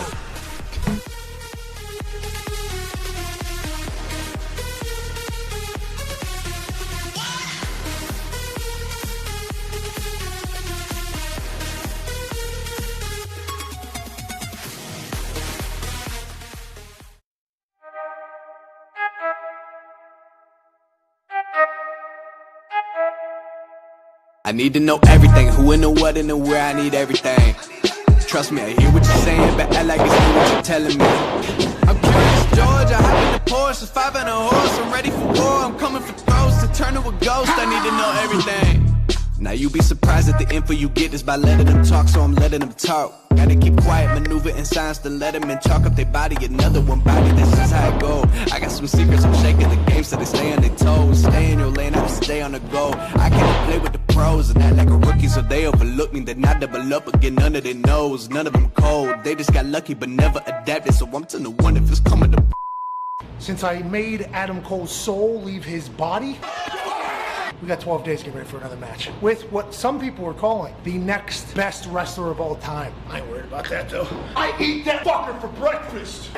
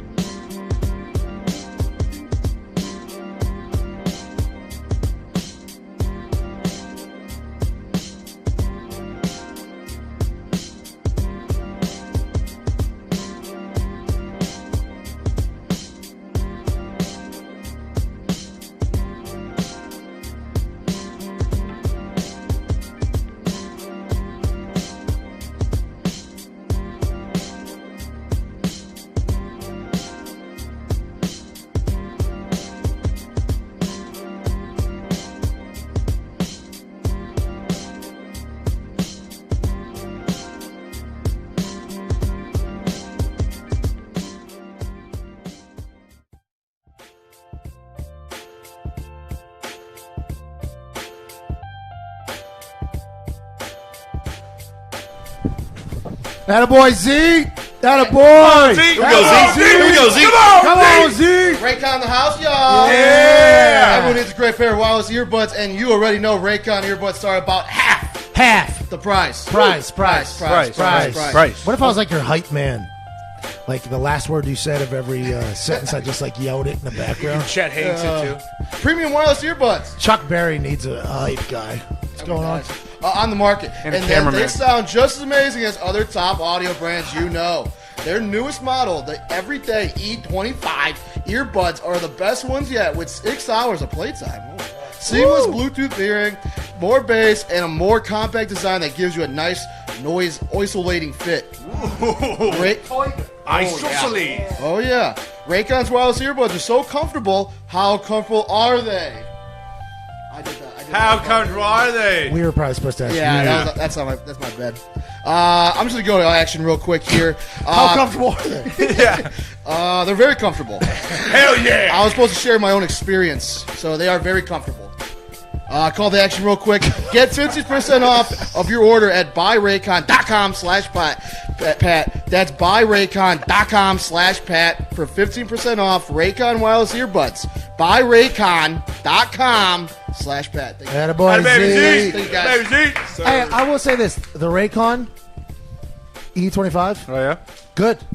Great. Unbelievable. I run with Good them. buds. I don't want to say cheap because they're not a cheap product, but they are much cheaper than Affordable. alternative. I break, Ain't no mids. I break and lose stuff a lot, and I got weird shaped ears, and now I'm paying half the price. Where it's like, okay, if I lose it, okay, we're okay, which I haven't. But also, they are a solid product. Change the buds too, so if they don't fit your ear, Bingo. make them a little smaller. Hey, Joe, Boom. you have them? You have them. Yeah, we were working out yesterday. I was wearing them. Showed them to you. We did get after You were it killing that climber. Yeah, Stairmaster's my thing. The interesting thing Darius about, needed a little help though, didn't he? yeah. Oh yeah, thankfully that guy was there. So Darius's family has a fitness page on Instagram. Butler And Fit Fam. who? Butler Fit Fam. Is there any periods in there, or is it just straight through? Yep, come up here. Butler.fit.fam. Anyways, this guy is not a follower of butler.fit.fam because in the middle of some skull crushers but standing up tricep exercise, a man who was not wearing a mask, by the way, which was a big talking point in gym that we went to, walks over to Darius, touches his while he's lifting Mid set. He's doing this thing right here. The lift. The guy touches his elbows, brings them together, and is basically like, I don't know, like I don't want to do that, but like like about 6 inches away from beer his bottle. face. 6 inches from his face. I'm watching the whole thing, and the guy's like, yeah, you're doing good now. And okay, all right. And the guy walks away. The guy gives me this big thumbs up. He's like, I got him in there, And I'm like, yeah, bud, thanks. And then that guy went and gave a speech to the owner of the gym about how God will take care of COVID. Don't worry about it. So He Debo wasn't concerned with COVID at all. no, but he was concerned with your technique. Absolutely. And I was too. Your elbows could have got blown out there yesterday. Orlando, not bad, by the way. Yeah, Love it. pretty nice. It's hot, but not as hot. And to be honest, we've been nowhere but this house, so that's kind of like a little bit of an aggressive statement. But this Very hasn't been responsible. a bad day or a bad week for us. This has been a bad week for college football. And Greeny delivered it perfectly this morning whenever he talked about how, you know what I mean? You're watching. He weren't always does. He's so good. Green. Hall of Famer. First ballot. Give him the jacket. Wasn't he? I only got to see a little bit of it, but what I saw was absolute gold. Yeah. Yeah, so Greeny had to. It's better than gold. They Greeny has been juggling the ball this morning with all information, and I'll tell you what, that was a depressing show this morning. It was a pretty depressing the conversation, almost as depressing as the pretzel yesterday. But right now, what they're talking about potentially having 2 seasons next year, one in the spring, one in the fall, can't happen. They're talking about potentially one conference delaying. Other conferences staying. I mean, there's a lot that can happen here with college football, the NCAA, recruiting, transfers, NFL players, schooling, education, everything. There is so much in play here, and I feel like they're just trying to make these decisions in a couple of days. And I know that everything's changed over the week, so you can't just go back 2 months and be like, oh, they should have already made this decision, because 2 months ago we had no idea that at this point we'd know nothing still at this point. But, man, it is a wild time in college football, and there's going to be some real drama, and I think it's in your conference. Well, I wanted to ask the question, like, just for you guys, I wonder how other people feel, but do you care if they play in the spring or not? Like, are you holding out hope, like, I really need this spring ball to happen? Maybe. I feel like we're we a don't really sport. care. Hold on. I'll say this. We're a sports talk show, and in the spring, normally, terrible. We're talking about nothing except for baseball, and if the college football's in and NFL's in the fall, like, hey, for us, just us, great. But, boy, fall college football, especially after getting experience at this last year. We talked about this yesterday. Absolutely. What is more detrimental to America's mental health? The loss of college football or the loss of the NFL, if you look at it? And the ratings for the NFL games are always bigger than everything else. But if you go to some of these cults, these college cults, Ohio State, the South, Penn State. Penn State, there's schools that have the cults, and we all know what we're talking about. This is going to be catastrophic, and we're watching that reaction on the internet right now. Don't you? It's tough. It's tough, and I think it's regional. Obviously, like you said, down south, like college, it's a religion, and obviously you got a lot of alumni. It's your alma mater, maybe a school in your small town. It's gonna be tough, man. Just for the mental health, like you said, of the whole country. There's people losing their minds right now on the internet. I mean, there's Ohio State fans who I have felt the wrath of before because Urban Meyer took a shot at me out of nowhere, okay? And I ain't no bitch, so I'm obviously going to take a shot back at said guy. And then I got the same exact human with different faces from Ohio attacking me for 2 weeks, okay? It was the same exact picture of the person. Same exact person. What's that person look like? What is it? Okay. Yeah. But kind of looked like the naked guy in Urban's room all last right, night. yeah, all right. See, now that's the issue. That is the issue. Now, Grant, I tweeted that out. The guy definitely had pants on, didn't he? You don't know. No idea. Possibly. You know Urban better than we do. What did happen on? Was he on a boat? What happened? Looked like a boat. Urban, I don't know. Urban Meyer was on a boat yesterday. Urban must not have realized the mirror was behind him. No, I think he did. I think the other guy didn't because in the middle of that thing, Urban's like, "What? Get the hell!" And by the way. Everybody, because Urban Meyer, and I wasn't even going to get into this. This is not what I was going to talk about. I was going to talk about Ohio State fans currently trying to fire Kevin Warren, the new commissioner. Ohio is trying to take that guy out of his position. He just got in January.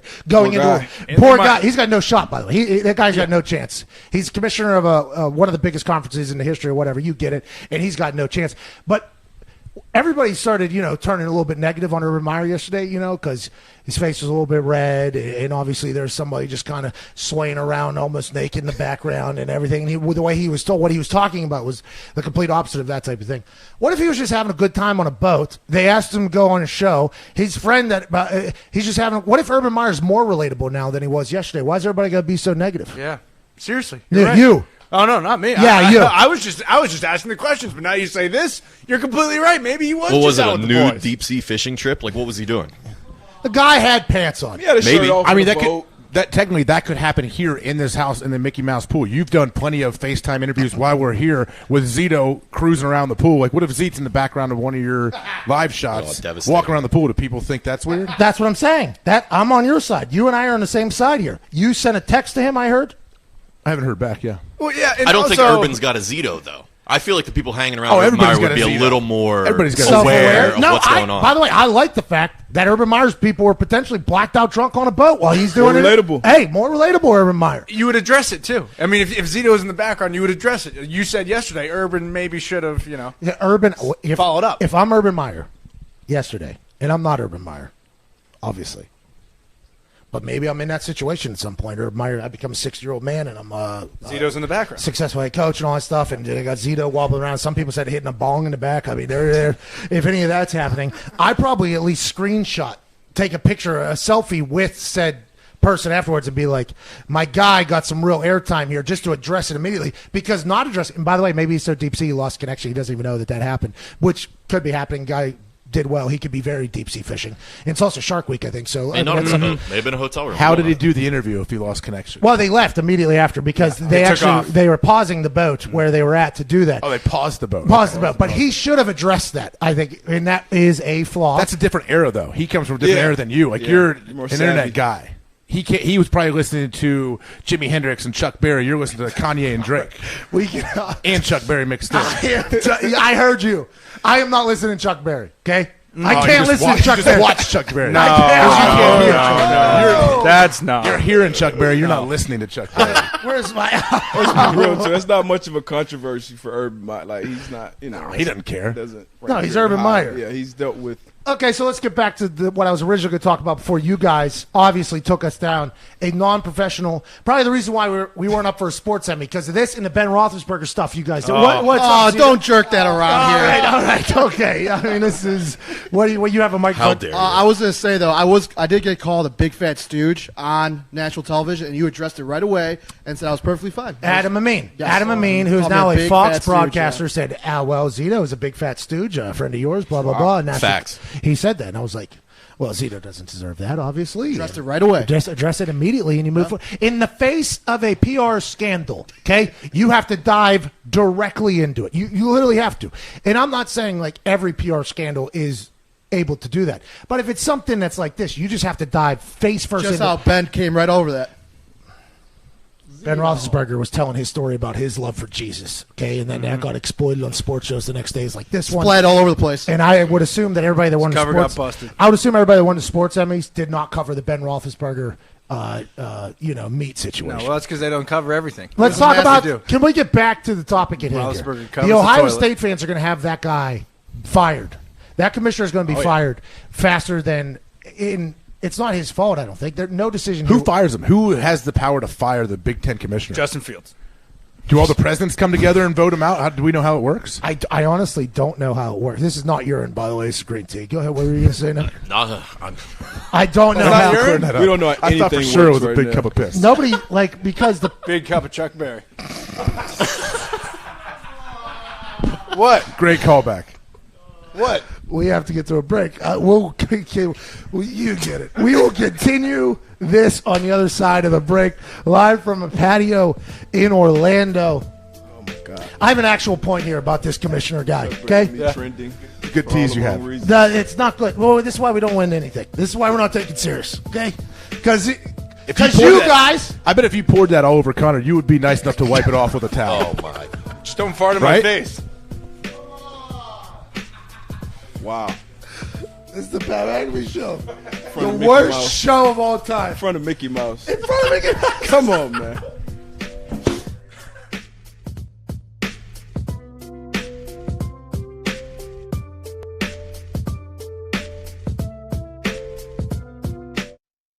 Your motivational speech for our listeners to come back to McAfee and Hawk, a sports show, tomorrow. So, yeah, I'm not doing the inspirational thing. You like to do this and try to paint me into a corner and get all your little buddies to cheer and rally around and have the sarcastic cheer for me to do something like that. No, that's not what we do at all. You don't know us at all. So, yeah, I know your game. I'm older than all of you, too, I believe. So, it's not like I'm the little brother that you're taking advantage of. That's what you try to do here in these moments. I know. No. So I could hearing the guys' voices in the background. AJ.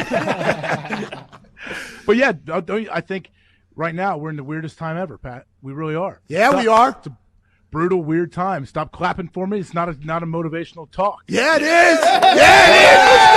Let's go. You have a 10 to 12 radio show still every day, correct? Oh, yeah, I do. So yeah, most likely at 1 p.m. daily, we're going to go on here and we're going to talk about what's going on and see free agency in the world. Where's the wall for me to run through? Thank you for that, AJ. This is so stupid. That's what we're talking about, AJ. AJ Hawk. AJ Hawk. AJ Hawk. AJ Hawk. AJ Hawk. Look good, feel good, play good. Play good, pay good, live good, die good.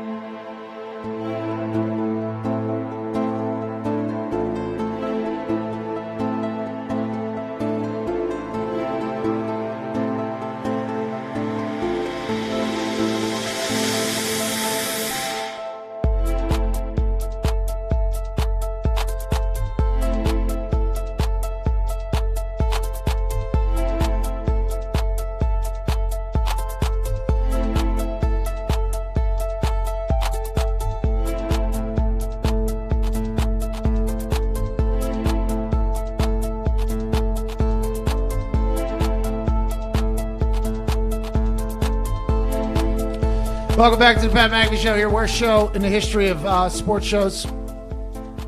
Russell Wilson did not deserve the radio break that just happened. Just want to let that be known. Mr.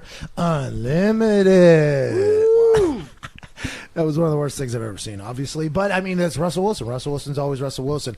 Last night, Hard Knocks debuted on HBO. 2 teams this year, both teams in L.A., new stadium, new predicament in the world, new everything, what's going on. And I think the stars of the show, Anthony Lynn, loved learning about him. He had a Porsche hat on and a CAA Sports shirt on. I mean, CAA Sports is probably negotiating a Porsche deal for him while he's on HBO. So that is just next level thinking. Plus, talking about, his entire situation, of how he found his wife. I loved Anthony Lynn yesterday. And he stole what's his face's sunglasses in the middle of the episode. So, Derwin James. DJ, they call him, by the way. That's what we call him. Derwin James. He stole his sunglasses, which I loved. But the moment that honestly stole the entire thing from me was Jalen Ramsey telling the media, basically, like, I'm going to give you these answers. I'm trying to be a different person than I was. I'm trying to be a leader here. I'm worth 2 first-round picks. Like, I'm trying to change. And the media keep trying to get the same answer out of him, or the answer that they want for their article or whatever, right? That's not all media. That was one particular person. It happens in different situations. And that led into a conversation with DB, who happens to be a secondary expert. The guy played corner and safety. Now in the man-to-man pod with Antoine Bethea, breaks down a lot of things, not only about life and football, but also on his Twitter, everything DB. He'll break down secondaries and things, like learning people about things that you don't normally get to hear about, because there's not a lot of defensive backs that are breaking things down on TV. And it's not something that's normally talked about. The only time it's talked about is on national TV when somebody allegedly makes a mistake, when it could have been the safety's fault or somebody else's fault. It's much like kickers and punters, to be honest with you, just a lot more athleticism. So that led into a conversation of me asking Darius, like, is Jalen Ramsey good? Because he's worth 2 first-round picks. I love the way he handled that thing. As soon as he went to L.A., he was dominant for them. Jacksonville, he was unbelievable. It just had a falling out, and he never gets talked about in that conversation. I always feel like Jalen Ramsey almost gets forgotten about in that conversation. And during the break, I was like, DB, who is he in that top group of DBs? And you said, there's a couple up there, and I'd like to hear who this corners or whoever is in that top tier there. Yeah, so it's funny with corners, because it's kind of like a little different receivers, but it really depends on your scheme, right? So what do you ask out of your corners? You see a lot of corners go back and forth too sometimes, like, that guy plays zone, that guy plays man. You don't follow number Revis Sherman. Yeah, exactly. So it depends on what you really like, but Jalen is one of those guys who, once again, can change the math for a defense. He's a guy who can say, hey, you lock that guy down, and that way we can move around the safety. We can add him in the run game. We can help one of the other guys. So he's definitely in that top tier up there. I'd say Gilmore's up there. Gilly Lock, by the way. Gilly Lock, obviously Defensive Player of the Year. Trey White, he's up there. But I'm going to talk about the guys who don't get a lot of pub, who don't talk a lot, like Casey Hayward. He'll be on the show. He's top. Like, when he started out playing nickel, he was elite at nickel, and then he went on to the outside. He's been top notch since he's been out there. Casey Hayward. Where's he? Who's he play? Chargers. LA Chargers. Casey was he was drafted to Green Bay. I played with him for a while, and like you said, Casey is one of those guys that always finds the ball. Yeah. Like, if there's a pick happening in practice in a game, like, there's a good chance Casey's around it. Yep. Hey, that was that dude right there. By the way. That's a great character trait. Oh yeah, absolutely. He was getting the swab last night on Hard Knocks, where he was like very, very, very nervous about it. The hat and glasses. Yeah, because the swab was a lot different than I thought it was going to be. I thought it's a lot better. They stopped touching the brain. Yeah, they stopped going back your damn throat. Pause. But so you got Casey Hayward. I would put him in that mix. I like Slay. Now he's with the Eagles, so you'll see him a lot Bag more. of balls. Yeah. Detroit sent him out of there. Bag of balls. See you later. Let's get out of here. He's top-notch, been top-notch for a while. J.C. Jackson in New England. Yes. He's a guy. It's not a household name. Why don't people talk about him? Like, honestly, he's Gilly. Because you got Gilly, you got McCourty, both McCourties. And people just talk about Belichick, I guess, a lot too. So you're not going to talk about your single-out corners. And you're in New England, so you're not going to be, in the media for anything else but your play on the field. So, but he's been elite. Do you think Iconic Saga Productions is going to stop now because Cam's up there with Bill? I don't think so. I honestly hope not. I don't think so. I think we'll what if it's a new bill? What if it's like, hey, we can? I don't know about a new bill. 2018, don't want a new he was bill. letting linemen catch catch for punts and stuff. And then we also saw him at that basketball game smiling. Yep. Remember, we saw him smiling. His dog did the draft this year. Nike, yeah. I mean, you see him in the subway. So you seen a little more. He's a little more relaxed. By the way, him just sitting there in the most perfect posture, eating that sub. I'm like, yeah, of course. He just won an Emmy. He just won a sports Emmy. Bill Belichick just won a sports Emmy for that commercial. No, for the he'll run a real Emmy for that one. But the sports Emmy, the NFL Top 100 show, which was awesome to watch. I think there'll be a better match than most people think. Cam Newton and Bill. I think so too. They both love football. Hey, like-minded individuals. Yeah, lot to prove. Want to win. Big chip on their shoulders. Cam just saw what happened with Patrick Mahomes, right? Mm-hmm. And Cam everybody's like, oh, he's old. He's not what he used to be. He's like, he was hurt for a couple of years. And the way he plays, it is not good. By the way, anybody hurt is not good. But if you're just a stand-in-the-pocket passer, they can put you in shotgun and you can just stand there and still sling the rock. Cam Newton can throw very well, but the big thing that makes Cam Newton is his ability to run over you, through you, everything like that. And if you got a shoulder and a foot, that's obviously going to hinder you a little bit. It feels like he's in great shape. He's got to change the way he play. Yeah. So I'm actually tight with Cam. He's probably in the best shape of his life. You know? I knew it. Go. Probably in the best shape of his life. AJ, go. Did I not? Excuse me, please. Pat's been on the Cam bandwagon since he put his first workout video out months ago. And he knew he looked good. I was like, yo, that is a different Cam. Cam. I actually played basketball with him, and I love hooping, and we were going at it. So he's in the best shape of his life, I think. And like you said, he's definitely going to have to change the way he plays, though. And kind of like we saw Luck in his last year, he was a different Luck, kind of like Luck 2.0. You got to throw the ball away. You got to slide sometimes. You can't run over line, but because even big as you are, those hits add up. So he's definitely going to have to change the way he plays. But how do you think about Lamar Jackson then? Because that was the comment last year. He doesn't take big hits though. He seems to be elusive. He's like not yet. Randall Cobb's a guy like that. He seems to fight. Randall's not a big guy, but he finds a way to not take huge shots. And I think Lamar's the same way. Hey, T.Y. Hilton. Yeah. That's how those guys last for so long. Exactly. It's Marvin. Marvin Harrison was one of the OGs of that, I guess. And then Reggie, and then except for a walkthrough with Landry. That's an inside joke. Great for shows. But anyways, Leron Landry went full speed all the time. I've never seen a human do it. Walked through first day he showed up. There was a pass. Reggie, and he had a collision, and it was like, that is Reggie Wayne right there. Hey, that guy right there is potentially the best player that we've had in a long time. Yeah. Let's go ahead and take it easy. Collisions they're not supposed to happen. Especially not a walkthrough. Oh, but you love that guy from the Raiders last year. Loved him. Guy can't practice. John Abraham. Can't practice. Yeah, man. Well, quick question about the Hard Knocks last night. Yeah. There was a scene where they show a scout with a mask on, and they had no idea who he was. And we said last night, how many people does Belichick have out there just wearing masks in their uniform for the Chargers? Merch? Yeah. Oh, probably not there. Probably at the Chiefs. It's probably everywhere. At the Ravens, probably. Everywhere. Oh, the amount of cameras that they probably put into the mask, too. I would assume they got glasses, too. There's probably one on the hat. At least 5 cameras on the body. I mean, because the first is going to get taken. Let's stop talking about You ain't cheating, you ain't trying, baby. Hey, I will say this. Hell yeah. Whenever you hear all these stories about the Patriots and everything that they do, trying to take advantage of the rule book with the players reporting eligible and all that stuff, that's big time Patriot stuff, right? Cap space. And then everything that they do, everything that the Patriots do. If you talk to anybody in the NFL, granted they hate the Patriots, but they're like, that's the game. Like, hey, that's the game. They just do it better. They figured it out. And then you hear the media like, oh, they cheat. You hear all the fans like, oh, they're cheaters. They're doing this. It's like, I would like to let you know that almost every human I've talked to in the NFL, if they could have figured that out before the Patriots, they would have done it in an absolute heartbeat. Everybody tries. Everybody tries to find a little edge here and there. Within the rules. Yeah. They try to.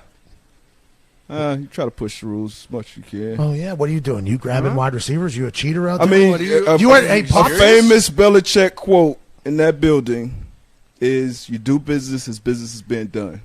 So that's like, if we're out there and these refs are letting us get away with holding, they're not going to throw 30 flags. They may throw 2 or 3, but, hey, and then you get the ref report. You know the ref report. Oh, yeah. Hey, these guys are middle of the pack calling holdings or pass interference. Hey, go out there and play aggressive until they kind of take the reins back. So, I think it's a good way to coach. The push the envelope. By the way, I think everybody tries to do that. Yeah. But the Pops, Mike Adams told me, he would wear the same color gloves as the. That's why they have restrictions on what kind of gloves you can wear, because they don't want you wearing the same colored gloves as the opposing jersey. That's genius. Yeah, that is genius. White gloves, white jersey. Get away with a little.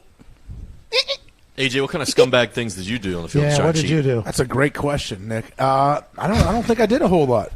Just ran run your of the face. mill, just Yeah, you football. did. Spit on people? You were flipping off No, refs. never spit on anybody. Eye gouge. No, Pinch, it wasn't a maybe? ref. It was my buddies and my coach who Oh, I flicked off. I thought it was the ref. It was a joke to them. The NFL did not feel it was a joke, and they fined me $10,000. But for a middle finger. For a bird. One finger. and then when you appeal that one, you don't have a whole lot to Flipping argue around. Like, hey, man, my argument was I've done it 6 other times and it never got picked up on camera. Why do I get fined for this one? And they said, that's not a valid excuse. So I paid. Fines are ridiculous. Nah, you don't say. I've been fined for tweet. You? You've been fined for a tweet? What was it? Belichick, my second year going into play season opener against the Bengals, actually, and Chad Ochocinco's tweet me. And this was kind of when Twitter starting. So you spoke your mind a little more freely. So we're going back and forth. Some of you guys are gonna double me. I'm like, God, nobody's doubled you in 2-3 years. Lock you up, blah blah. So this is like probably Wednesday or Thursday, and Belichick waits all the way to the Saturday walkthrough. Kind of pulls me to the side after the walkthrough. Whips out a paper. Hey, so fine, conduct detrimental. Talking about the game plan. Oh no. Come on, Bill. Conduct detrimental, by the way, was added into that CBA. And boy, you were on the receiving end of it just right there. I was on the receiving end of that on a lot of different occasions. Yeah. And I was very confused how that was detrimental to the team and not protecting our quarterback was. But there was I had a lot of questions, and I finally, one of those meetings, by the way, was my final, all right, this league is not for me anymore. It feels. I feel like people like me are probably not supposed to be in this league anymore. How many are those? How many rules are there like that where it's just like, conduct detrimental? They just make them up. Well, yeah, that's what I'm saying. Like that all came about because of like the TO situation and guys were getting DUIs and getting arrests off the field and stuff. And it's hilarious that it turned into, we're just going to find you guys for tweets. Well, your tweet, Social media. Instagram. That's not every team. I mean, that's not a lot of teams let him get away with stuff. But I'm curious, did Belichick hand you the fine letter, or did he have your tweet printed out? Oh, yeah, my tweets. Oh, yeah. Printed out. Who do you think brings that back to and him? forth. Bill sees everything. So he's got assistant, Bird. Probably Ernie, too. Who knows? Ernie sees probably everything as watching well. this stuff. They just Ernie's know, on like, Twitter? hey, bring it to me. Like, Ernie's everywhere. anything that's weird. Ernie Adams is on Twitter. No, I highly doubt it. So I found out that I probably had like 14 people probably following me in the front office there for a while because I was getting some steam. I was getting some real. In Indy or? Yeah, in Indy. And I wonder fake accounts? I think some people were following me because they were enjoying it. But yeah, they were all fake accounts. And people have told me since leaving that like one of their jobs was to report what I was tweeting or whatever. I'm like, Oh, yeah. I think That's every team. Every team at this point especially. But back then, this was like 2010. this was this guy's 10 years specific ago. job was to follow my Twitter. That was his only job. No. No, he's a Notifications scout. on. He was a scout, Okay. and you are being tasked with every single thing that he puts out there. And my Twitter was much better back then too, and maybe they're the ones that ruined it for me. You know what I mean? It was much, much better.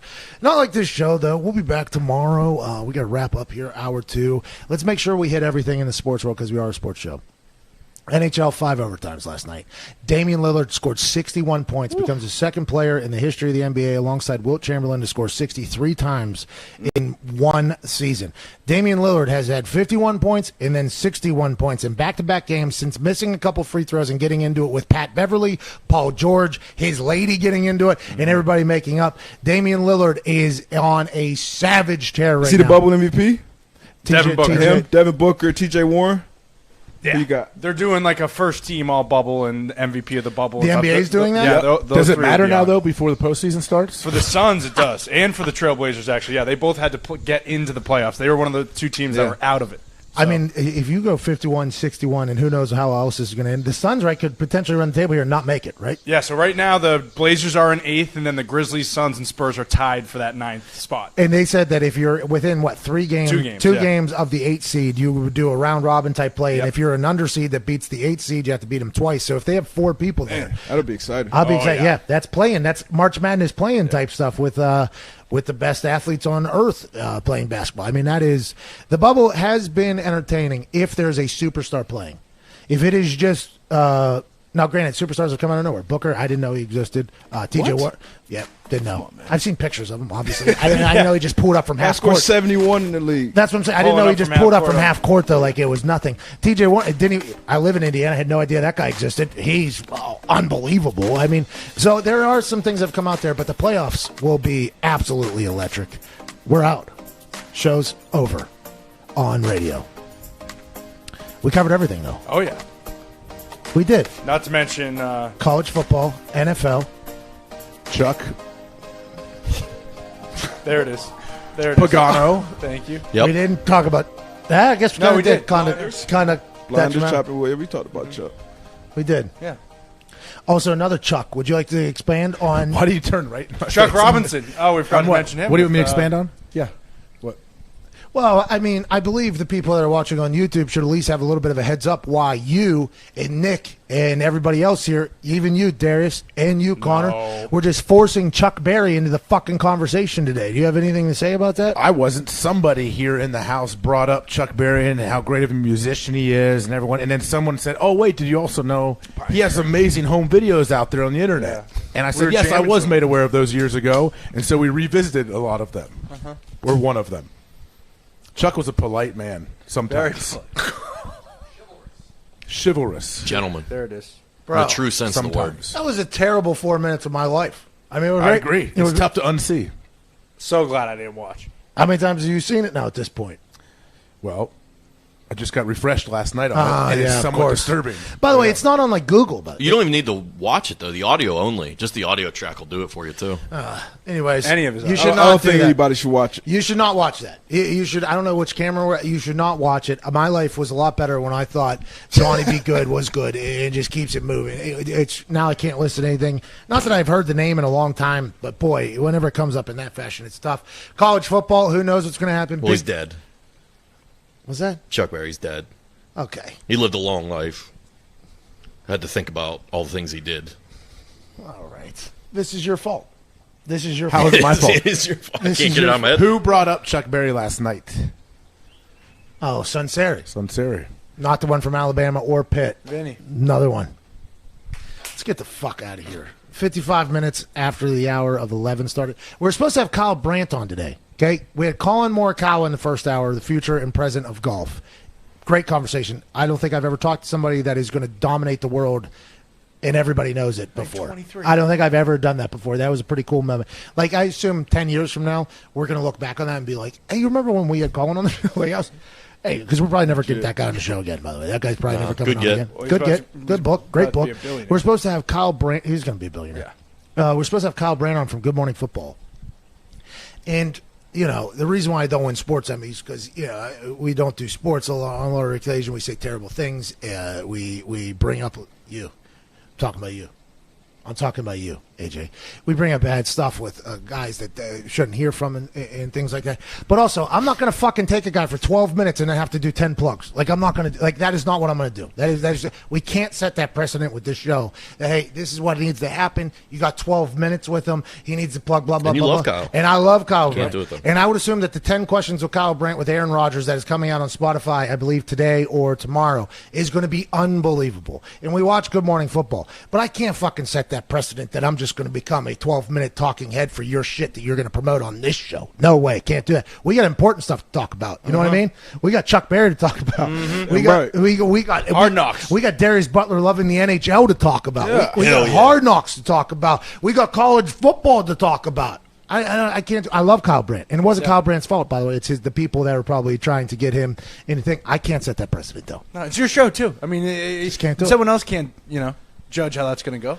All right, I'll come on Good Morning Football. I only got 6 minutes. YouTube.com/The Pat McAfee Show, McAfee and Hawk Man-to-Man podcast. That's Hockey baby. Talk. Yes, sir. We have a merch company as well. That's what I would like to talk about. If not, I'm not fucking coming. Like, I that's just, you can't do business that way. And that's probably why we'll never win a sports Emmy. From an Orlando patio, myself, AJ. Thank you guys so much, by the way. The last 2 days, you guys have been really good. You, man. Really good, by the way. Yeah, no. Hey, we're allowed to do that, by the way, because... Oh, yeah. You guys are... That tight end actually elbowed Lynn. I thought about it. Think about it. Before he got pissed off, before he get cut. Oh, yeah. Oh, yeah. Like, boom. What the... Who was that guy? Did we know that guy? I don't know. Anthony Tollert, I think his name was. I don't mind that, Just by the way. Pollard. Hey, I don't mind him. Pissed off. I don't mind him going in there and, like, telling him, like, come on, what the fuck here? We're going after it. But I did enjoy Anthony Lynn and Tom Telesco talking afterwards, and Anthony Lynn said, this guy's acting like he's Antonio Gates. I mean, I like it, but I mean, I like those behind-the-scenes conversations that we all assume are happening in the NFL, but then to actually hear them, it's like, okay, they're humans. And Tom Telesco is obviously our guy. Yeah. I like the Chargers. I like that Pep Hamilton's working with Air Bear, and I'm pumped to watch. I like the Rams, too. Let's not get crazy. Sean McVay's dog. Come on. Fucking superstar dog, dude. That ball goes in the hoop, a lot better shot. But I think still good thing. And good dog. Sean McVay is yoked. And what does he have? He has a house that is on the top of Hollywood. Is it on the top of Los Angeles? Right behind the H, I think. Looks like it. Yeah. All right, this show's over, and it stinks. From all of us to all of you, we can't thank you enough for watching. We're on the road to 1 million. We're currently at 900,000 subscribers. Woo! If you would like to tell a friend, please do so. If you don't like the show, just act like none of this ever happened. But if you do, maybe tell a friend, tell them to subscribe. Let's keep it moving. We got a massive giveaway happening whenever we get to 1 million. Massive giveaway. Have we figured it out? Absolutely. We know it, but it's a massive one. From all of us, all of you, cheers. Have a great Wednesday, August 12th, 2020.